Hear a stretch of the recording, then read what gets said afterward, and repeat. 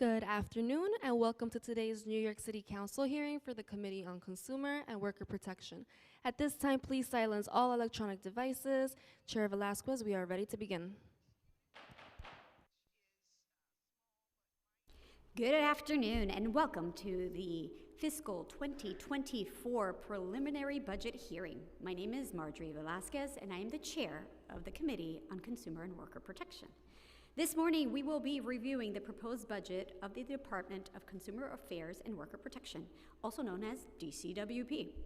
Specifically, we will be assessing DCWP's programs and activities to ensure that the agency is serving the public in a fiscally responsible way.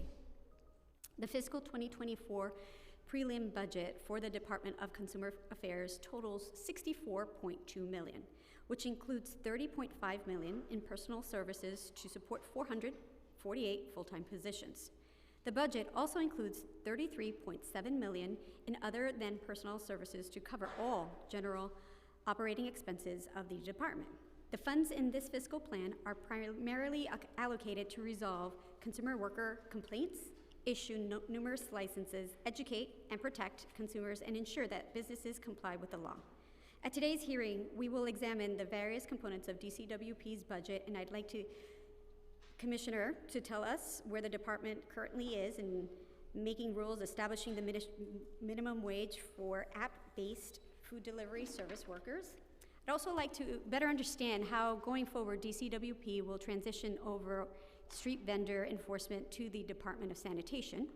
And additionally, the committee is interested in understanding if it is collaborating with the Office of Cannabis Management and the work it is doing in regulating the growing industry. I particularly want to hear about the efforts DCWP is making to deal with the drastic increase in illegal smoke shops that are popping up on every corner. I'd also like to welcome DCWP's Commissioner Vilda Vera Mayuga, First Deputy Commissioner Kenny Minaya, Assistant Commissioner Carlos Ortiz, and General Counsel Michael Tiger. After the testimony, members will have the opportunity to follow up with questions for the Commissioner. I hope that the Commissioner and staff remain to listen to the public testify. It is essential that the budget we adopt this year is transparent, accountable, and reflective of the priorities and interests of the Council and the people we represent. I look forward to an active engagement with the administration over the next few months to ensure that the fiscal 2024 adopted budget meets the goals that the Council has set out. I will now ask Committee Counsel to please swear the Commissioner.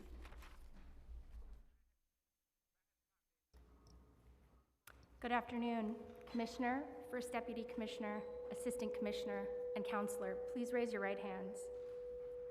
Do you affirm to tell the truth, the whole truth, and nothing but the truth before this committee and to respond honestly to council member questions?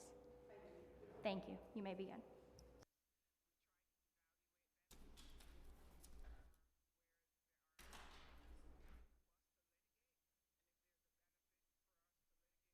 Okay, good afternoon, Chair Velasquez and members of the Committee on Consumer and Worker Protection. It is wonderful to be here today. It's very spring weather. I'm looking forward to more of these days. I am Vilda Vera Mayuga, Commissioner of the Department of Consumer and Worker Protection, and I am joined by members of my senior leadership team. It is our pleasure to be here today before this committee to testify on the work of our agency and its budget for fiscal year 2024. Despite being one of the city's smaller agencies, DCWP has an outsized impact on New York City. In almost every aspect of their daily lives, New Yorkers are entitled to key protections and services provided by my agency. In the workplace, our laws ensure that workers have basic rights to work with dignity. In the marketplace, our consumer protections prevent predatory actors from taking advantage of New Yorkers. We work to educate and uplift our small businesses that play by the rules so they can thrive for the benefit of our entire city and focus our enforcement on actors that flout our city's laws. And for our households, our financial empowerment programs allow individuals and families to optimize their financial health, whether by securing crucial tax refunds or learning how to manage their budgets and tackle their debt. When I spoke to you at this time last year, I was only 2 weeks into my tenure as commissioner. I laid out a fundamental goal for you: to be a steadfast partner to New Yorkers by aligning these agencies' efforts with the work it does best. 1 year later, under my leadership and that of Mayor Adams, I feel confident that this agency has been an effective champion for the residents of our great city, and our central mission remains strong: to protect consumers and workers.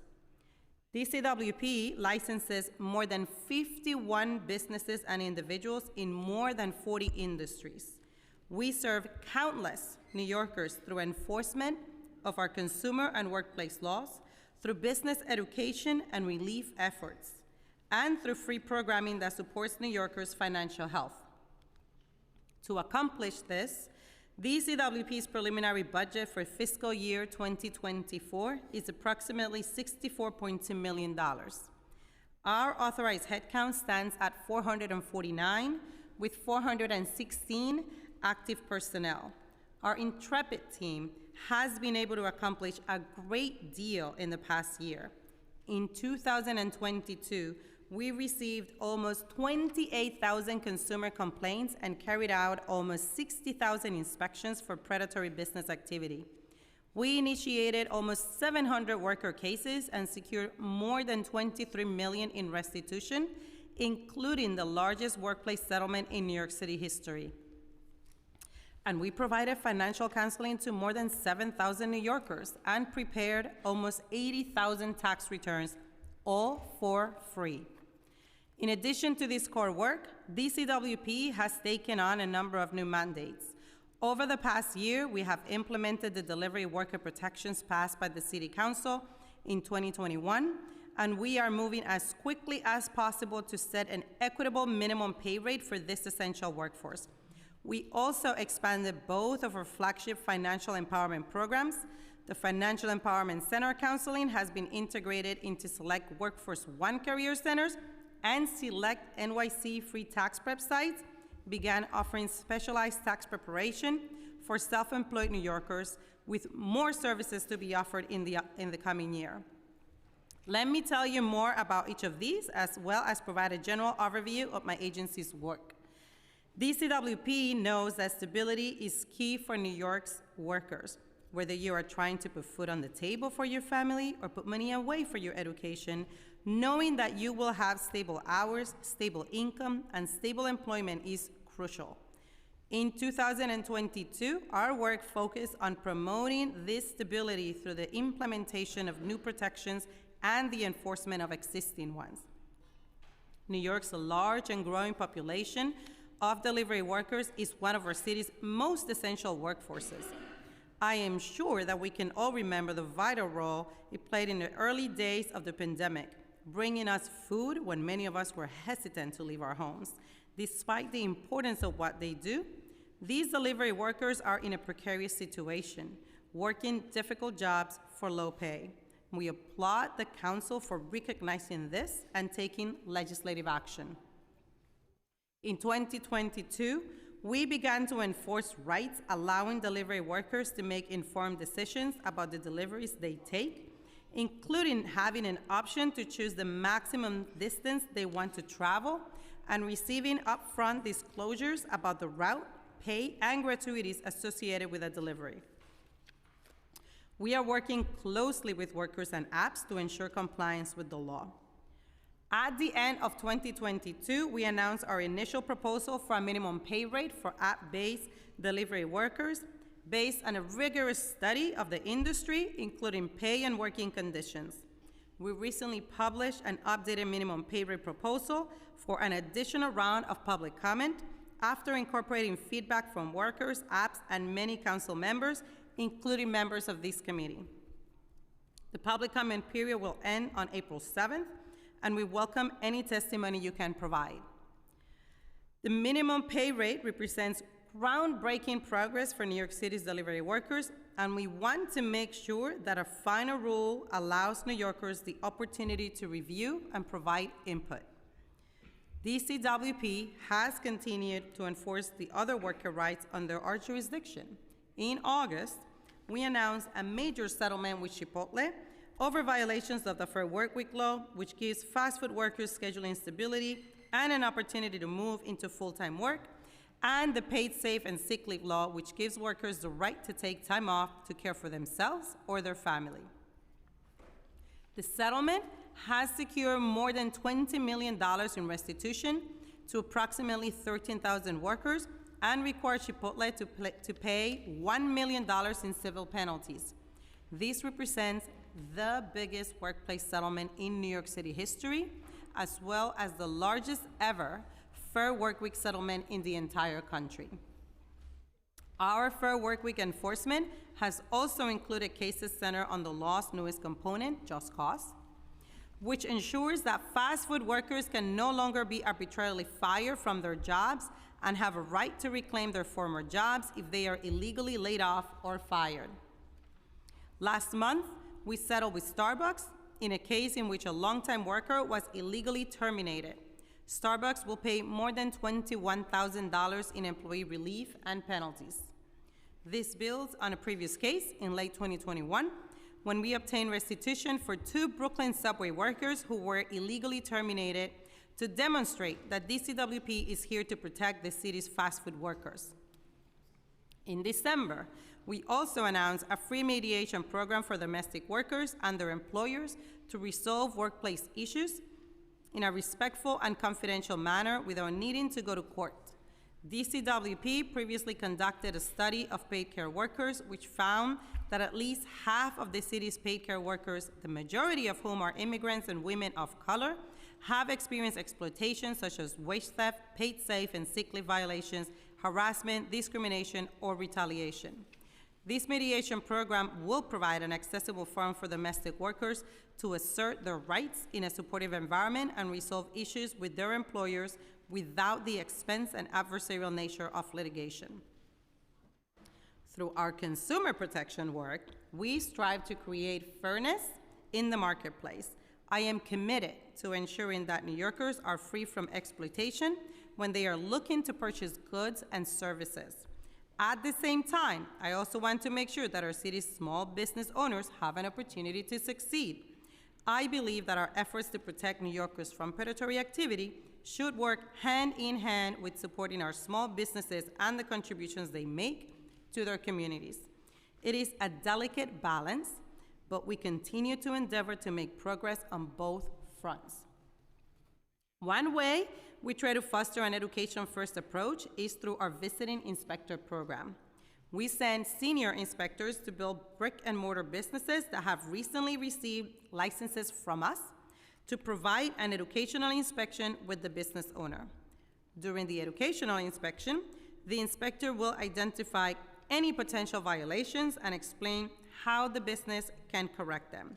Our VIP inspectors identify a potential violation at 3 out of every 4 businesses they visit. I am proud to share that since the start of the program, we have conducted more than 11,000 inspections. We know that despite their best efforts at being compliant, many businesses may still receive violations. And because of that, we are committed to making sure that the penalties we charge for our violations match their gravity. Last year, Mayor Adams tasked city agencies with reviewing our most issued violations and identifying opportunities to reduce or eliminate penalties.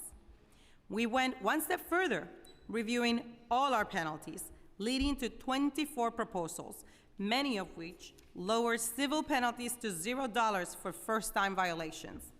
The bill to enact these proposals is currently before the Council as Introduction 845, carried by Councilmember Menin, and is projected to save businesses almost $1 million a year. I look forward to seeing it advance and provide substantive relief to New York City small businesses, and I'd like to highlight that this great work also builds on our reforms under Local Law 80 of 2021, which we also implemented last year to make business-friendly changes to 30 areas of our enforcement. In addition to reviewing our penalties, we have also been reviewing our procedures to reduce the burden on small businesses trying to operate in New York. This year, we are using our discretion to remove criminal background questions from our license applications under city or state law. from our license applications unless city or state law require a fingerprint for the license. This will ensure that justice-involved New Yorkers' past do not limit their future. We welcome any suggestions from council as to other ways we can increase the fairness of our license application process. While we try to structure our enforcement to ensure that businesses acting in good faith are educated about our laws and rules and are not unduly punished for any minor violations they may incur, when we do become aware of egregious non-compliance, we take action. Let me tell you about some of our enforcement efforts to protect New Yorkers from bad faith business actors. Last summer, we announced 2 major settlements with used car dealerships. In May, we obtained $225,000 in restitution from JF Motors, a Queens-based business that used deceptive advertising to lure in consumers before exploiting them with illegal contracts and fake fees. And in July, we obtained more than $300,000 from 2 used car dealerships, Brooklyn Mitsubishi and Brooklyn Volkswagen, that used deceptive advertising and false promises of guaranteed financial approval to draw consumers in before selling them cars at prices well above what was advertised. Across both settlements, DCWP also secured $650,000 in civil penalties. In October, we announced a settlement with ASA College, one of New York City's largest for-profit colleges, for running deceptive and misleading advertising that targeted immigrants on the subway and on social media. For example, one advertisement claimed that non-citizen students could get specific types of visas that would allow them to stay in the United States. Another falsely claimed that students could graduate from specific programs in 16 months. ASA agreed to pay $112,500 in civil penalties for the violations and to comply with city laws going forward. We also reached a settlement with Van Leeuwen Ice Cream for $33,000 in civil penalties over repeat violations of the city's cashless ban. Van Leeuwen's 19 locations have repeatedly refused to take cash, sending a message to the more than 300,000 unbanked households in New York City that their business was not welcome there. Our settlement sends a message back that any New Yorker who wants to pay in cash will be able to, and that non-compliant businesses will be held accountable for repeatedly violating our laws.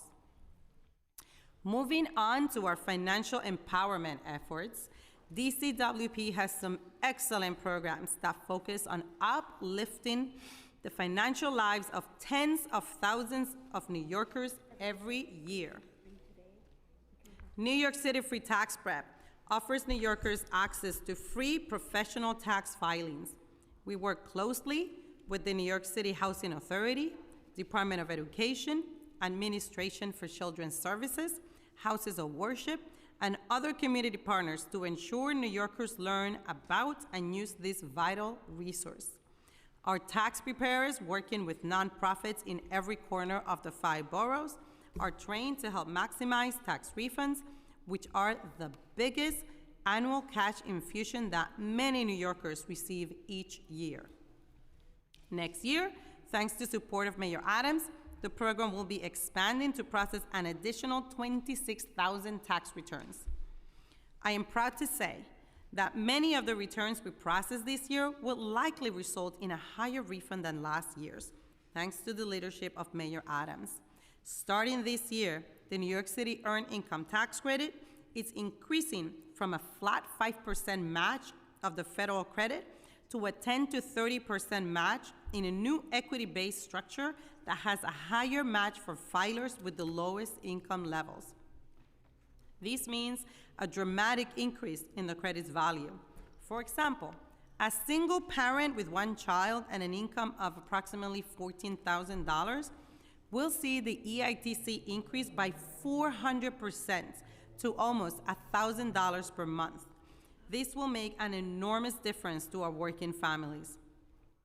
This free tax prep season will also be different in that for the first time, self-employed New Yorkers like gig workers, freelancers, and small business owners can come to us for specialized help with their taxes.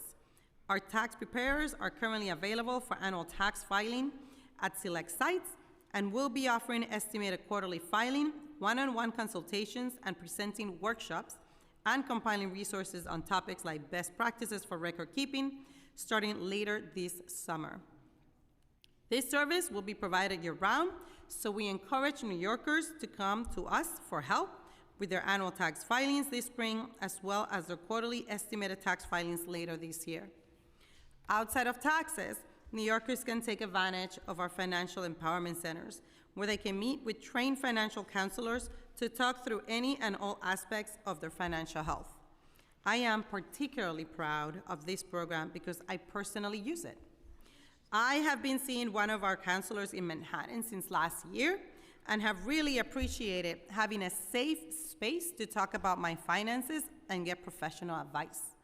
My counselor and I have talked about everything from budgeting to the Public Service Loan Forgiveness Program. Looking back at my childhood, I wish my mother had the same opportunity to see a financial counselor as I do now. Growing up, I watched her work multiple jobs to raise my sister and me. Being young, I did not realize there was anything more to this than my mother being a hard worker. Now as an adult, I wonder how she could have benefited from financial counseling during those years. Did she know how to budget and find savings? Was she always struggling to stay above water? I remember distinctly how often she had to borrow to pay off debt. And I could not help but think that some guidance from a financial counselor could have set her on an easier path. We want to ensure that as many New Yorkers as possible can take advantage of our financial empowerment centers. We talk about them in all of our outreach. When our Community at First team travels across the city to meet with communities where they are, that outreach helped us reach a milestone last March when we surpassed $10 million in total savings, along with $93 million in debt reduction facilitated by our financial counselors since the program's inception in 2008. Since then, the savings have continued with more than $1 million in additional savings by New Yorkers last year. This year, we have taken an additional step to make financial counseling more available to New Yorkers by bringing it to some of the Department of Small Business Services Workforce One career centers. Now, New Yorkers receiving job readiness services will also be able to meet with a financial counselor to ensure that when they get that first paycheck, they know how to maximize it. I think this is a wonderful example of how DCWP and this administration are taking smart steps to serve New Yorkers efficiently and effectively. 2022 was an exceptional year for DCWP as we continued to effectively champion New Yorkers in every phase of their lives. And now, as we look forward toward the new fiscal year, I want to reassure you that our commitment to our mission remains undiminished, and we plan to use our resources strategically to ensure that we can continue to do our core work, protecting and empowering New Yorkers in all phases of their lives. Before I conclude, I want to take a moment to thank all of you, as well as your other colleagues in the Council, for your interest in and support of the work we do at DCWP. We are fortunate that New Yorkers have such staunch consumer and worker advocates representing them. Lastly, I want to shout out the dedicated members of the DCWP family who strive every day to fulfill the essential work of our agency. Without the committed and passionate efforts of these public servants, our work could not succeed. Thank you for the opportunity to testify today, and I look forward to answering your questions.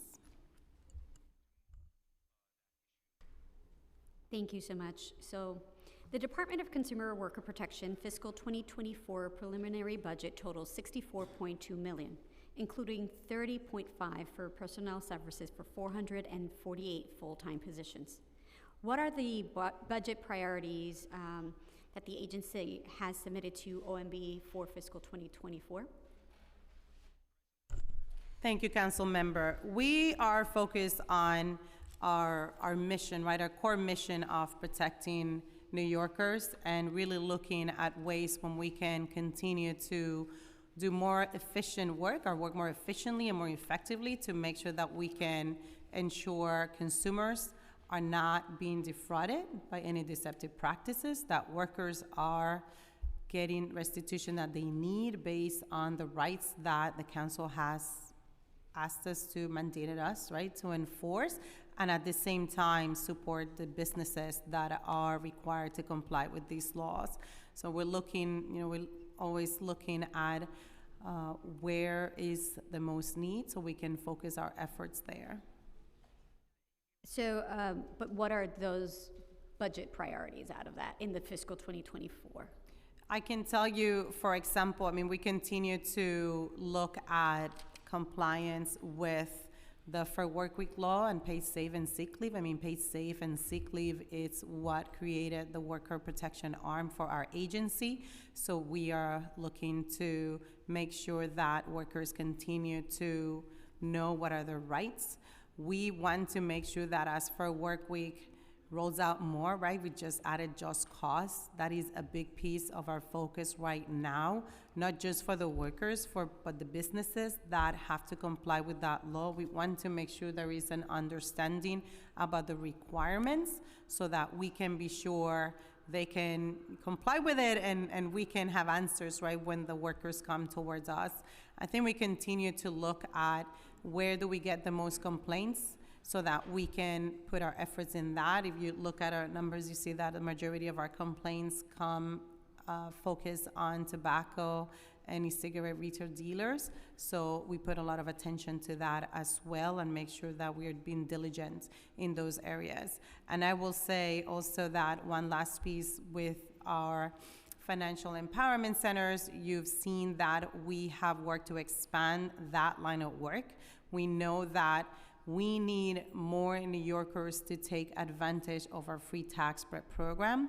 There was an expansion we started this year, particularly with the self-employed New Yorkers. We know that, especially during COVID, and as people have continued to come out of that, there's been a shift in gig workers, and we want to make sure that those businesses, right, those entrepreneurs are getting the support that they need so that they can succeed. Oftentimes, they have the subject matter expertise in what they've chosen to start a business, but we want to make sure that they also have financial success, and expanding the free tax prep program is a core priority for us in this administration. I think when Mayor Adams advocated for the increase and the matching from the city for the federal earned income tax credit, that's a reflection of what some of our priorities are as well.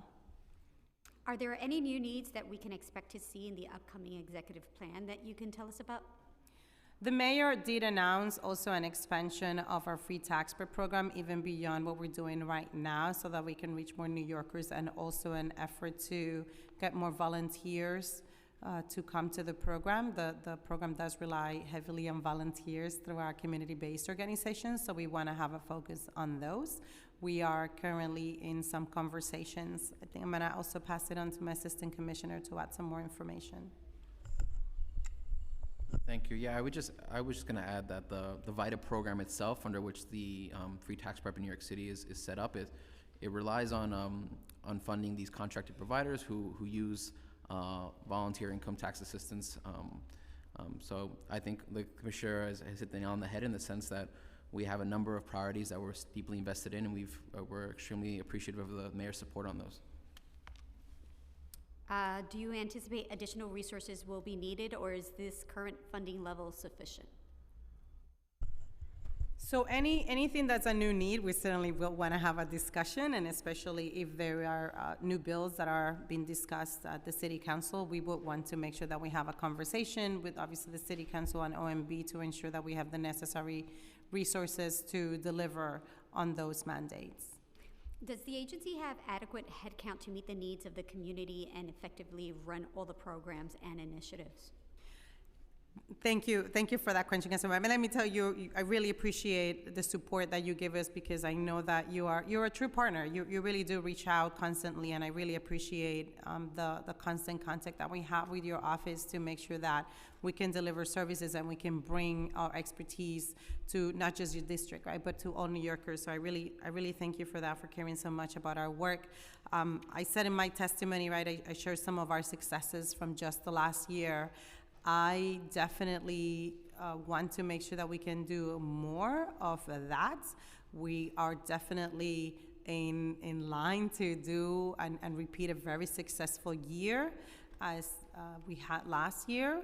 And I have a big focus on education as well. I really want to make sure that people understand for the businesses what is required of them, and at the same time for New Yorkers what are their rights so that they can come to us. I very much enjoy going out into the community and getting New Yorkers to come from behind a desk, right, and engaging with them and making sure that what we're doing and the way we're doing it is the way that they need us to do it. So right now, I'm confident with the work that we've been doing, and I think we're going to continue to accomplish a lot. And I'm sorry, I rushed through my opening statement and I forgot to recognize the council members that have been here from the beginning. Councilmember Juan, Caban, Nurse, Brewer, Botcher, and virtually we have Ose and Krishnan. All right, so another question I have for you. Vacancies. As part of the mayor's program to eliminate the gap, the prelim plan includes a peg that would eliminate positions at DCWP. Fiscal 2024 prelim includes a savings of $1.2 million in fiscal 2023 and a $2.4 million in fiscal 24 through 27 through vacancy reduction. Could you provide us with details on what exact program areas are impacted and what positions will be removed? Thank you for that question, Council Member. We continue to do a lot of work and always looking and strategizing where do we move around with our headcount and where we can have efficiencies. Sometimes we look for efficiencies through technology, right? We want to make sure that we can be more efficient. I can tell you that there has been no programs eliminated, no services eliminated. We are not cutting on anything, any of the work that we do. The vacancies are quite spread out throughout the agency, and we are, even with the vacancies that we have right now, we are currently recruiting. We are constantly looking for ways in which to promote also our openings so that we can have the right candidates come and join our agency. It's a very passionate group of public servants, and we know that we're going to be able to get those filled. How will these vacancy reductions impact the agency's delivery of programs and services? There will not be a negative impact, Council Member. I think we continue to do the work. We've been very successful. We actually had a lower headcount last year, and you heard all of our accomplishments across all the areas of work in our agency, and we expect that we are going to continue to do all that amazing work with having direct impact in the lives of New Yorkers. How many vacancies does DCWP currently have, and including this vacancy reduction? I believe we have 33. Let me ask is it correct? Okay, it's 33, yes. And so what are the main challenges DCWP has specifically been experiencing in hiring new candidates? Well, Council Member, I think we've all read the news, and I think there is nationwide challenges with hiring and retaining talent, and we are not exempt as a city. We are constantly working with DCAS, OMB, City Hall to make sure that we are thinking broad on the strategies that we can implement. I can tell you as an agency, we use LinkedIn Recruiter, for example. It's a platform that has allowed us to reach some candidates directly and maybe a little bit even faster of onboarding as we reach more individuals who may be interested in joining our agency. We also very proactively share our postings with various groups. If it's attorneys, we may go to various bar associations. We all have networking circles that we promote, where we promote the open positions. Similarly with colleges, to make sure that the recent graduates, right, that are coming and may be interested in public service know of the opportunities that we have. So those are some of the examples and ways that we are looking to address our vacancies so that we can quickly fill those positions. Perfect. Can you walk us through the hiring process, starting from how the agency identifies a necessary position for hiring, all the way through the approval process with OMB, which I hear can be challenging, and the onboarding of new employees? Thank you for that question, Council Member. Yeah, we definitely want to always be looking across our agency and adjusting our headcount and making sure that we are having the most impact in the work that we do. I'm actually going to ask my first Deputy Commissioner, Kenny Minaya, to give you a little bit more detail about the process itself. Thank you, Council Member. So in the current state, OMB has authorized us to hire up to our authorized headcount. So there isn't much OMB involvement there. Previously, I know, as you're aware, there was a 2-for-1 program in the city, and that obviously entailed more OMB involvement. One thing I want to highlight that we're very proud of at the agency is that our headcount, our active headcount, is actually the highest it's ever been. And I think that reflects the effort the Commissioner was just mentioning, thinking about creative ways, whether that's using LinkedIn Recruiter, reaching out to community organizations, different types of affinity groups, to make sure we're casting as wide a net as possible. What percentage of candidates offered positions accept them, and what are the top reasons they turn them down? Thank you for the question. Do we have those details? We do not have that. Can you get it back to us? We can get back to you on that, Council Member. What are the priority positions the agency most focused on hiring for? I'm so sorry. Can you repeat that question, Council Member? Yeah, because that was really loud in the background. I'm sorry. No, it's fine. What are the priority positions the agency most focused on hiring for? I understand. All of the work that we do is really important. I don't think we put one over the other. There are certain areas, it varies, the vacancies throughout the year vary. It's not static. There's no one area that continually has vacancies. So we, depending on the moment in time, we take a look at our position, what initiatives we are working on to make sure that there is no negative impact on any of the work that we do. I think something that it's important to add as well is, we're actively hiring all these vacant positions right now. And ultimately, an agency is an ecosystem where each part is supporting each other, whether that's an outreach part or an attorney, an investigator, the person in IT operations who's helping you out. All these divisions work together for the ultimate goals of this agency, and which is why I think certainly as an entire agency, we're proud of the successes of 2022. Can you verify if any of these positions will be removed that are frontline customer positions? We have a number of consumer-facing, public-facing positions. As my Assistant Commissioner Forks and I first chair, we all work together. We have individuals that come through our licensing center, right, as the public. We have our inspectors in enforcement that are also out there serving the public when they go do inspections or educational visits to businesses. And the vacancies are really just spread out through the agency. There is no reduction in services and no compromising in the customer service that we're providing to all New Yorkers. Just to ask my final question on vacancies here, it's what criteria is the agency using to make vacancy reduction determinations? What criteria are the agency is using for what, I'm sorry? Making the vacancy reduction determinations. Thank you for that question, Council Member. We are looking constantly at the services and our vacancies in our agency. I think it's important to stress that the exercise of looking at the vacancies is not a once-a-year exercise. We are always having meetings internally and determining where there is a need, where we should focus to make sure that we are targeting any hiring for a particular unit if we see that there is an issue in a particular area.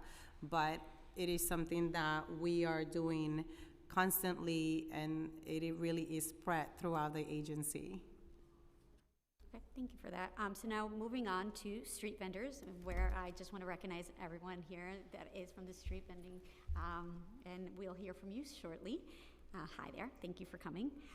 So back in 2021, the council passed Local Law 18 of 2021, which expanded the availability of food vendor permits. It also created an Office of Street Vendor Enforcement and established a Street Vendor Advisory Board. However, with recent news that the Department of Sanitation will take over aspects of the program, I have a few questions. First, who will issue the vendor's licenses? DCWP issues the vendor licenses, and DOHMH issues permits as they relate to mobile food vendors. What will happen to the jobs for enforcement inside DCWP if and when DSNY takes over the enforcement?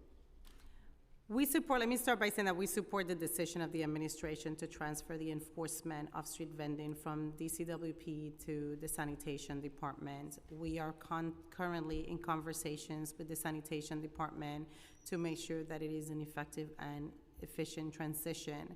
And part of that discussion will include any necessary moves in terms of positions as well.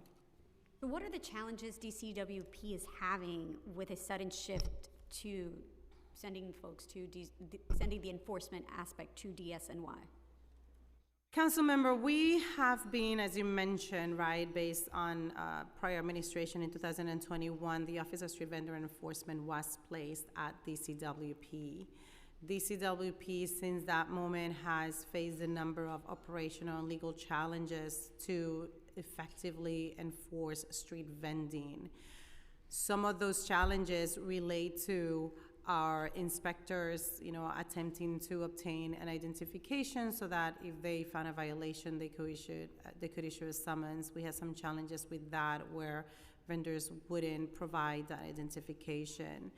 Similarly, or not similarly, but the inspectors sometimes faced aggression and violence in performing their jobs, and that actually resulted in oftentimes of having to do some of these inspections together with NYPD, not just us, which I understand was the intention when the office was first placed at DCWP. We know that the transition to sanitation is the right one. We are not the right agency equipped with the right knowledge to enforce street vending. We will continue to process the licenses for the vendors as they are needed, whether it's renewals or there's any discussions on, I understand there's some concerns with caps. But when it comes to the enforcement, sanitation does have the knowledge and the expertise of the public space. We are working with them to make sure that all of our learnings throughout the last couple of years, that they have that knowledge, and they can incorporate it into their taking over this piece as it relates to street vending. And so the proposed date is April 1st. So now and I heard you say multiple times already that you're having discussions about this transition, but will you continue going forward to have conversations about how to best enforce the vendor permits with DSNY? We'll be there for sanitation. Any questions that they have, we want to work with them. We want this to succeed. We believe it is the right decision, but we certainly want it to succeed. We want to do it right. This is about getting it right. And so if anything that they might need from us or questions and information, we will definitely be willing partners to share that with them and support them as these transitions over to them for the enforcement piece. It's still the licensing piece will remain with DCWP. Will the enforcement, from your understanding, be multilingual? Will it have an ability to reach out to our multilingual vendors? Sure, council member, I can't speak for sanitation in terms of how they will approach and all of the considerations that they'll have. We did find that to be helpful when we had our inspectors, so that is information that we have been relying to them. I think it's important that whether it's you or any of the council members who may have concerns with the next iteration of the enforcement right under sanitation, it is important for them to hear. They will want to hear what are the concerns so they can take those into account and address them, not just sanitation, but the mayor himself, right? This is the administration as a whole wants to make sure that we get this right. And that's only gonna happen if we hear about any concerns. You know, we've heard some things throughout the last couple of years when we had it, we've relayed those. And then for moving forward, it's important to share that as well. Do you think you have the proper resources on the education piece when issuing the licenses to make sure that folks are informed of not only their rights, but the expectations of street vending in their own native language? We are so proud of our language capacity at DCWP, so certainly when whether it's for street vending or something else, they come to our licensing unit, we have a broad, we have an array of language capacity with our frontline staff. If there is a situation when we don't, then everybody's trained to use Language Line to make sure that we reach every New Yorker and those that are in front of us at the moment. I go oftentimes to the licensing center myself to make sure. These are very dedicated public servants who really want to help individuals. Sometimes we have people who come to us that it's not related to the work that we do, but we still help them. We pick up the phone with them and we try to connect them and make sure that they're getting what they need from our city, whether it's us or another sister agency. I think it's important also to know that with the education, I want to say yes. You know, I think we've been good in educating and passing along information, but to the extent that anybody feels that we're not, then I would want to know, right? Because if there is something that we should be doing in the front end when somebody comes to renew or get a license, we want to take that opportunity. So we do things, we think we're very thoughtful about the way we do it and intentional to make sure that it's not like one size fits all. And if there's feedback, you know, we do that. I mean, part of a lot of the education and outreach that we do is through our Constituent Affairs unit, and that's led by our Assistant Commissioner of External Affairs, so I'll also let him add some more information about that. Thank you, Commissioner. Yeah, one piece I wanted to mention was our educational tool, the Plain Language Checklist. These are documents that are available upon receiving a license or also at our website, that are explained to a street vendor all the different laws and rules you would have to follow when you operate in New York City. These are translated in more than the 10 languages required by local law. I think with this particular constituency, we are very sensitive to the fact of language access requirements and needs. And additionally, all these documents have been provided to the Department of Sanitation. In terms of the transition and the support that we're providing sanitation, I think there's the enforcement piece, but also the educational piece, which I know is something that will be significant as we move forward and after April 1st. So, and the one last piece I want to mention too is the maps that were created pursuant to Local Law 18 of 2021 are also being transitioned to sanitation. These will also help educate mobile food vendors or general vendors on where the permissible vending activity is in New York City. And so have you seen a significant shift after you developed the plain language in the multiple languages of the reduction in penalties and fines to street vendors? Go ahead. Well, I would say from I think when we received the Office of Street Vendor Enforcement, the first priority was education. We had an initial educational period of, I would say, 3 months, and developing those plain language checklists was the first thing we did. So I think anything afterwards was also a product of that educational work. Thank you. And last one on street vendors here. Do you think that DCWP should retain the authority to continue to enforce the law, or do you think that DSNY will be able to provide just as good of a service? Well, thank you for thinking that we were providing a good service in street vending enforcement. We think sanitation is going to succeed. We support 100% the decision of the administration to move the enforcement of street vending to the sanitation department. Like I said earlier, they are the experts in the public space management, not DCWP. I shared in the beginning with my testimony all of our accomplishments across the areas of our agency, whether it is worker protection, millions of dollars for violations of our work week law, paid safe and sick leave law, whether it is in the consumer protection area against secondhand automobile dealers that really prey on a lot of individuals, oftentimes immigrants, and there's like a language barrier, so we feel very proud of being able to intervene in those situations. And similarly with the financial empowerment centers and the free tax break program, these are the areas where we are experts. These are the areas where we can truly succeed and help New Yorkers across all areas in the entire city. Every New Yorker is a consumer. The agency used to be called Consumer First. It's now Consumer and Worker Protection. That's what we know how to do. That's what we want to continue doing. And we know that this transfer to sanitation is going to help us to continue focusing on the core mission of the agency to protect and help New Yorkers, workers, and consumers. And I know I had said that that was my last question, but I have one final question. Now, because of this transition, do you see a significant shift of funding to adjust for it? We are in the transition conversations with the sanitation department to see what may be necessary in that area. Thank you. Now to minimum wage for app-based delivery.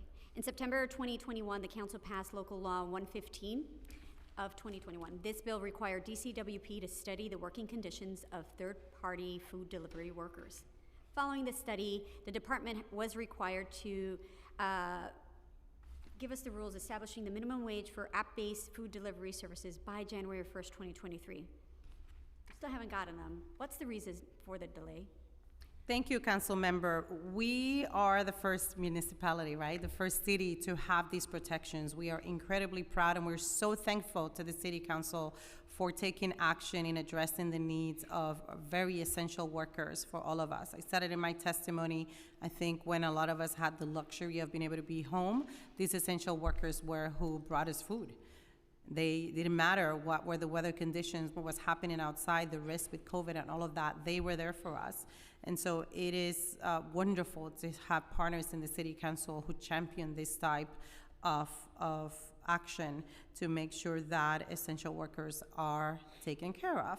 And last year, we started implementing the various aspects of those bills, those laws that were passed, including licensing of those third-party apps, right? That is something that started in January, and then we moved on to the rights to the workers directly as it related to having more information about the routes, the tips, the pay, the frequency of the pay, all of that to make sure that they were protected and had some power over deciding which routes to take, which ways to go, which deliveries to accept.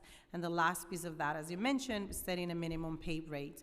We engaged in a process that included a study, very robust study, that is still published on our website. That is what we base our preliminary, our proposed minimum pay rate. We put that out for comment as is required of the rulemaking process. We received 2,000 comments. That is a lot of comments. And we take this seriously. We want to make sure we get this minimum pay rate right. And so we spent the time to engage with those over 2,000 comments. That prompted a number of changes that are now in another rulemaking process so that we can get the feedback from stakeholders, workers, restaurants, apps, consumers, all of us, to make sure that we get this right. That public comment period will end on April 7th. I really look forward to getting all of you to comment and give us your feedback. It is really important. It is the only way we're going to get this right. Thank you so much for that. And why has DCWP decreased the proposed minimum wage by $3.82? As we are in the current rulemaking process of the CAPA process, I can't comment on that, but we do look forward to, if there's any questions about it, any comments about it, any concerns about it, really invite that feedback so that we can take it into account during this rulemaking process. When will the increase finally take effect? As soon as the comment period closes on April 7th, we'll be reviewing all of those comments and then deciding what are the next steps. We really want to get this right, and as soon as that's ready, we will issue the final rule. Now, the plan also accounts for increases in inflation. Is there a cap on the pay raise if inflation outpaces predictions? We will put out in our final rule any considerations that will be expected of the third-party apps.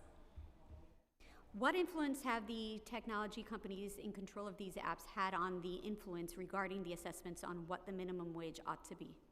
The third-party apps are stakeholders, certainly in this process, and so they have commented during the rulemaking process.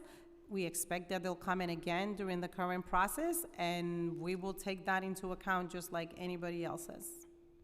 Have you had conversations with deliveristas, the workers that are affected by this app-based delivery? Let me just phrase that correctly, because I want to make sure I'm not in violation of CAPA. We constantly have conversations with stakeholders, and certainly there are times when we see the deliveristas and we are educating them just in general.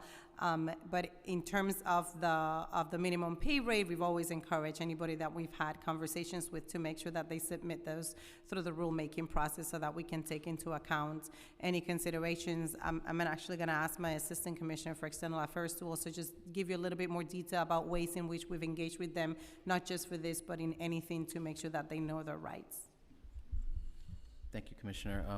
Yes, I would say during the rulemaking process, we have encouraged external stakeholders to submit formal comments for the public record, which is what we use in our determinations for any adjustments or final rulemaking. That said, as the Commissioner did mention, there was a study that we did before the rulemaking process that helped inform the minimum pay rate that was proposed. That study we did in close collaboration with Los Deliveristas. We held a public hearing with them last year where we gathered testimony to help inform our minimum pay rate. During those same summer months, we've also worked with other stakeholders too, such as the Hospitality Alliance that helped us connect with restaurants. So to your question, during the rulemaking process, we are we take very seriously the requirements of the Citywide Administrative Procedure Act. But that said, in setting the minimum pay rate during the study and understanding this industry more, which itself was a very complicated process, we did work very closely with the stakeholders that were involved here. So can you give me, once again, the either direct email or contact if I am affected by this and I want to go ahead and issue a testimony? How can I go about that? I believe it's rulescomments@dcwp.nyc.gov. Survey says. We'll double check. All I mean, right. there's also, I know for sure we also have an email address, generally we use for any type of constituent inquiry, which is communityAffairs@dcwp.nyc.gov. If we receive a comment through that email address as well, we would ensure that it was incorporated into the public record. I appreciate that. Now moving forward to cannabis marijuana regulation. 2 short years ago, New York State legalized the consumption of cannabis for recreational adult use with the passage of the Marijuana Regulation and Taxation Act. The Office of Cannabis Management issues licenses and develops regulations outlining how and when businesses can participate in this new industry. While one of the intended goals of legislation was to increase equity among segments of the population that have been harmed by the war on drugs, however, there are many illegal cannabis shops popping up. How does DCWP collaborate with New York State on rolling out this legislation? Thank you, Council Member. And just to put on the record the address for your last question for comments, it is rulecomments@dcwp.nyc.gov. So just to go back and just for clarity, if you're watching, if you are affected by the app-based delivery minimum wage, there's still an opportunity to comment, and commenting on that will be by emailing rulecomments@dcwp.nyc.gov. Awesome, thank you so much for that confirmation. So now going back, how does DCWP collaborate with New York State on rolling out the cannabis legislation? Thank you, Council Member. I think I mentioned earlier that the area of tobacco and e-cigarette retail dealers, it is where we get the most complaints, and it's then where we end up spending a lot of time with our inspectors to go and enforce those laws.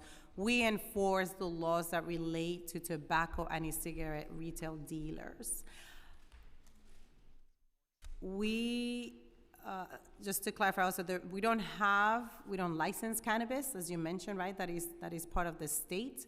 But we certainly want to make sure that when it comes to tobacco and e-cigarettes, we are making sure that those laws are being followed. When it comes to licensed businesses, we very much focus on underage sales. We want to make sure that our youth are protected and they're not taken advantage of if there's any even licensed businesses selling to underage youth. At the same time, looking certainly at any unlicensed businesses, we want to make sure that that is not happening. So we do send out inspectors to go visit the various places where there may be that activity. Sometimes we get those complaints. Sometimes some of you, right, let us know. It is critically important for us that you do communicate with us whenever you see any unlawful activity. We have been working together with other city agencies and the state, right, on certain efforts to address the cannabis piece, because certainly it does happen usually where there is tobacco sales or e-cigarette sales. Our Assistant Commissioner of External Affairs is our point person in those efforts, so I want to have him tell you a little bit more about that as well. Thank you. Yes, I think, as we spoke, I don't know if it was a few weeks ago or a couple months ago, with the Sheriff's Task Force, the city under Mayor Adams has been able to identify various city agencies that have authorities with respect to these businesses operating in New York City. In our particular case, the touch point is tobacco retail dealer licenses and electronic cigarette retail dealer licenses. And then, of course, the sheriff has a role to play as well. I know that OCM is in communication with members of that task force too. And I think generally it has been a creative way for the city to address what has been a gap so far in enforcement, because it's, to the Commissioner's point, it is something that we hear about often from folks in the community. So certainly it's something that's very important to us. I think it's something of over 15,000 inspections conducted in 2022, more than 7,300 summonses in 2022, many of them for unlicensed tobacco retail dealer and electronic cigarette retail dealer activity. Does the agency track revenue that the New York State collects and with marijuana licenses, given that New York City has the most marijuana shops? No. That was a quick answer. How much revenue does DCWP estimate that is expected to generate in the coming years, the cannabis sale? Oh, we don't regulate cannabis. I don't know that we're the agency to have that number, but go ahead. I think perhaps the SBS, who over which I should say has in New York City cannabis, they might have more information about expected revenues or the expected growth of that market. With only a handful of legal shops that have opened so far, has DCWP been in a conversation with other entities to expedite the licensing process in New York City? DCWP does not play a role in licensing of cannabis sales. What actions can the city take to help alleviate the issue of illegal cannabis shops? And Council Member, we, as Carla's my Assistant Commissioner of External Affairs share, we're working with other agencies. Our role still remains for tobacco and e-cigarette licenses. We don't have any oversight when it comes to cannabis sales. I think, I think we'd be happy to connect with the committee with folks at the mayor's office, whether CLA or state legislative affairs or city legislative affairs, with respect to any plans they have in adjusting any cannabis laws and rules. But again, to the Commissioner's point, it's not something that we're currently involved in. Would licensing more legal recreational stores in New York City address the illegal cannabis shops? I think, again, Council Member, when it comes to things related to cannabis, DCWP is not an agency that is involved in its enforcement or licensing. So we, as Carlos mentioned, we can certainly connect with SBS, because I know they're supporting that agency, or there may be other efforts between the administration at the state level. In a recent hearing about smoke shops that Health, DCWP, and PD covered, there was a discussion about inspectors. Are there plans to increase the number of inspectors for this? DCWP has always enforced the law, well, since whenever we were mandated to inspect tobacco and e-cigarette retail dealers, we have been inspecting them, sending our inspectors out to conduct certain routine inspections that we do regularly to make sure that there is compliance with the licenses in terms of specifically, like I said, underage youth, and then also to make sure that we address any unlicensed activities. So we will continue to do that work. It has become the largest number of complaints. So, you know, we're constantly looking at where should our focus be, and that certainly is an area of focus for our agency right now, just together with efforts by the mayor. Can I also add, council member? We of course are working closely with OMB to meet our service needs. That said, you know, when I'm comparing the inspection numbers that we had of tobacco retail dealers and electronic cigarette retail dealers this year, that was about 15,500. Last year was 7,300. It's an 111% increase in inspection activity. And I think this really speaks to the point that the commissioner is making about strategically allocating our resources based on what we're hearing from you, from members of the community, from all sectors, about how these smoke shops that have not been licensed by the state, how they're affecting our needs here. So ultimately, the administration has been a close partner in terms of our resource needs. We also work to create efficiencies and strategically allocate resources, and certainly always are open to conversations with the council about what else we can be doing. So, I mean, do you have an estimate as to how much that increase would be, and financially, how much would that be for your department? Of what percentage of your funding or your budget? Council member, we would have to look at what we're currently doing and how can that work be expanded. I actually would like to have my general counsel share also a little bit with you when it comes to enforcement of the licenses of TRDs, tobacco retail dealers, and e-cigarettes, because I think there's a number of steps there, and it might give you a better sense also of the various factors that impact this work from our perspective as it relates to tobacco and e-cigarette retail dealers. Sure. Thank you, Commissioner. So as Mr. Ortiz and Commissioner Mayuga have indicated, this is the #1 consumer complaint that we get now, and so we have allocated our resources significantly towards this work recently. There's a complicated structure for licensing for both tobacco retail dealers and electronic cigarette retail dealers that was passed by the council back in 2017 with community district caps and certain violations that mandate revocation of those licenses. So we're always on the lookout, as my colleagues were saying, about especially specific violations that we hear complaints about: underage sales, flavored tobacco sales, flavored vape sales that can lead to mandatory revocation of the licenses when those summonses are adjudicated at the Office of Administrative Trials and Hearings. So when there are a certain amount of those violations, that results in mandatory revocation of those licenses. I think the number is in 2022, 462 tobacco and ECRD licenses were revoked. So it has a very clear effect, the work that we do out on the street, based on the feedback that we get from community members, from council members, on what is happening at businesses in your district. And I guess, what is DCWP's vision for legalized, taxed, and regulated cannabis market in New York City within the next few years?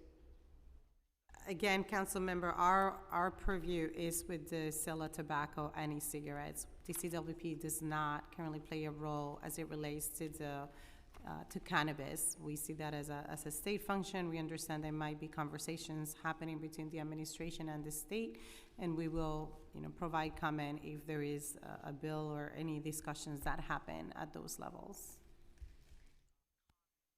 Alrighty, and then now miscellaneous revenue. DCWP is a revenue generating agency. What is the department's various revenue streams? Thank you, council member. We want to focus on, sometimes the revenue, right, may come from penalties for our purposes, but I also want to stress that our goal is to achieve compliance with the law. So we are always looking at ways to achieve that and get better at that. We want that education piece to happen both on the end of consumers and workers and also on the end of businesses. We want them to succeed. Specifically to any revenue, I would like to pass it on to my first deputy to share some more information. Thank you, Councilmember. The main sources of revenue for the agency, as the Commissioner mentioned, are civil penalties and fees that we receive through the licensing process, and some of the scale inspections that we do pursuant to our weights and measures authorities.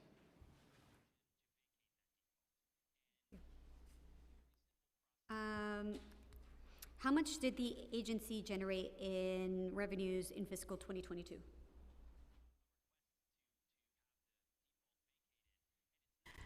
Thank you, Council Member. We collected $12 million.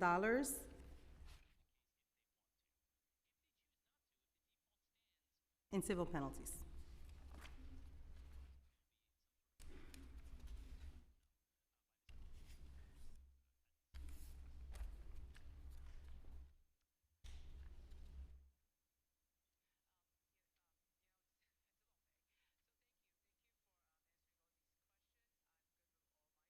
Sorry, just doing three things at once.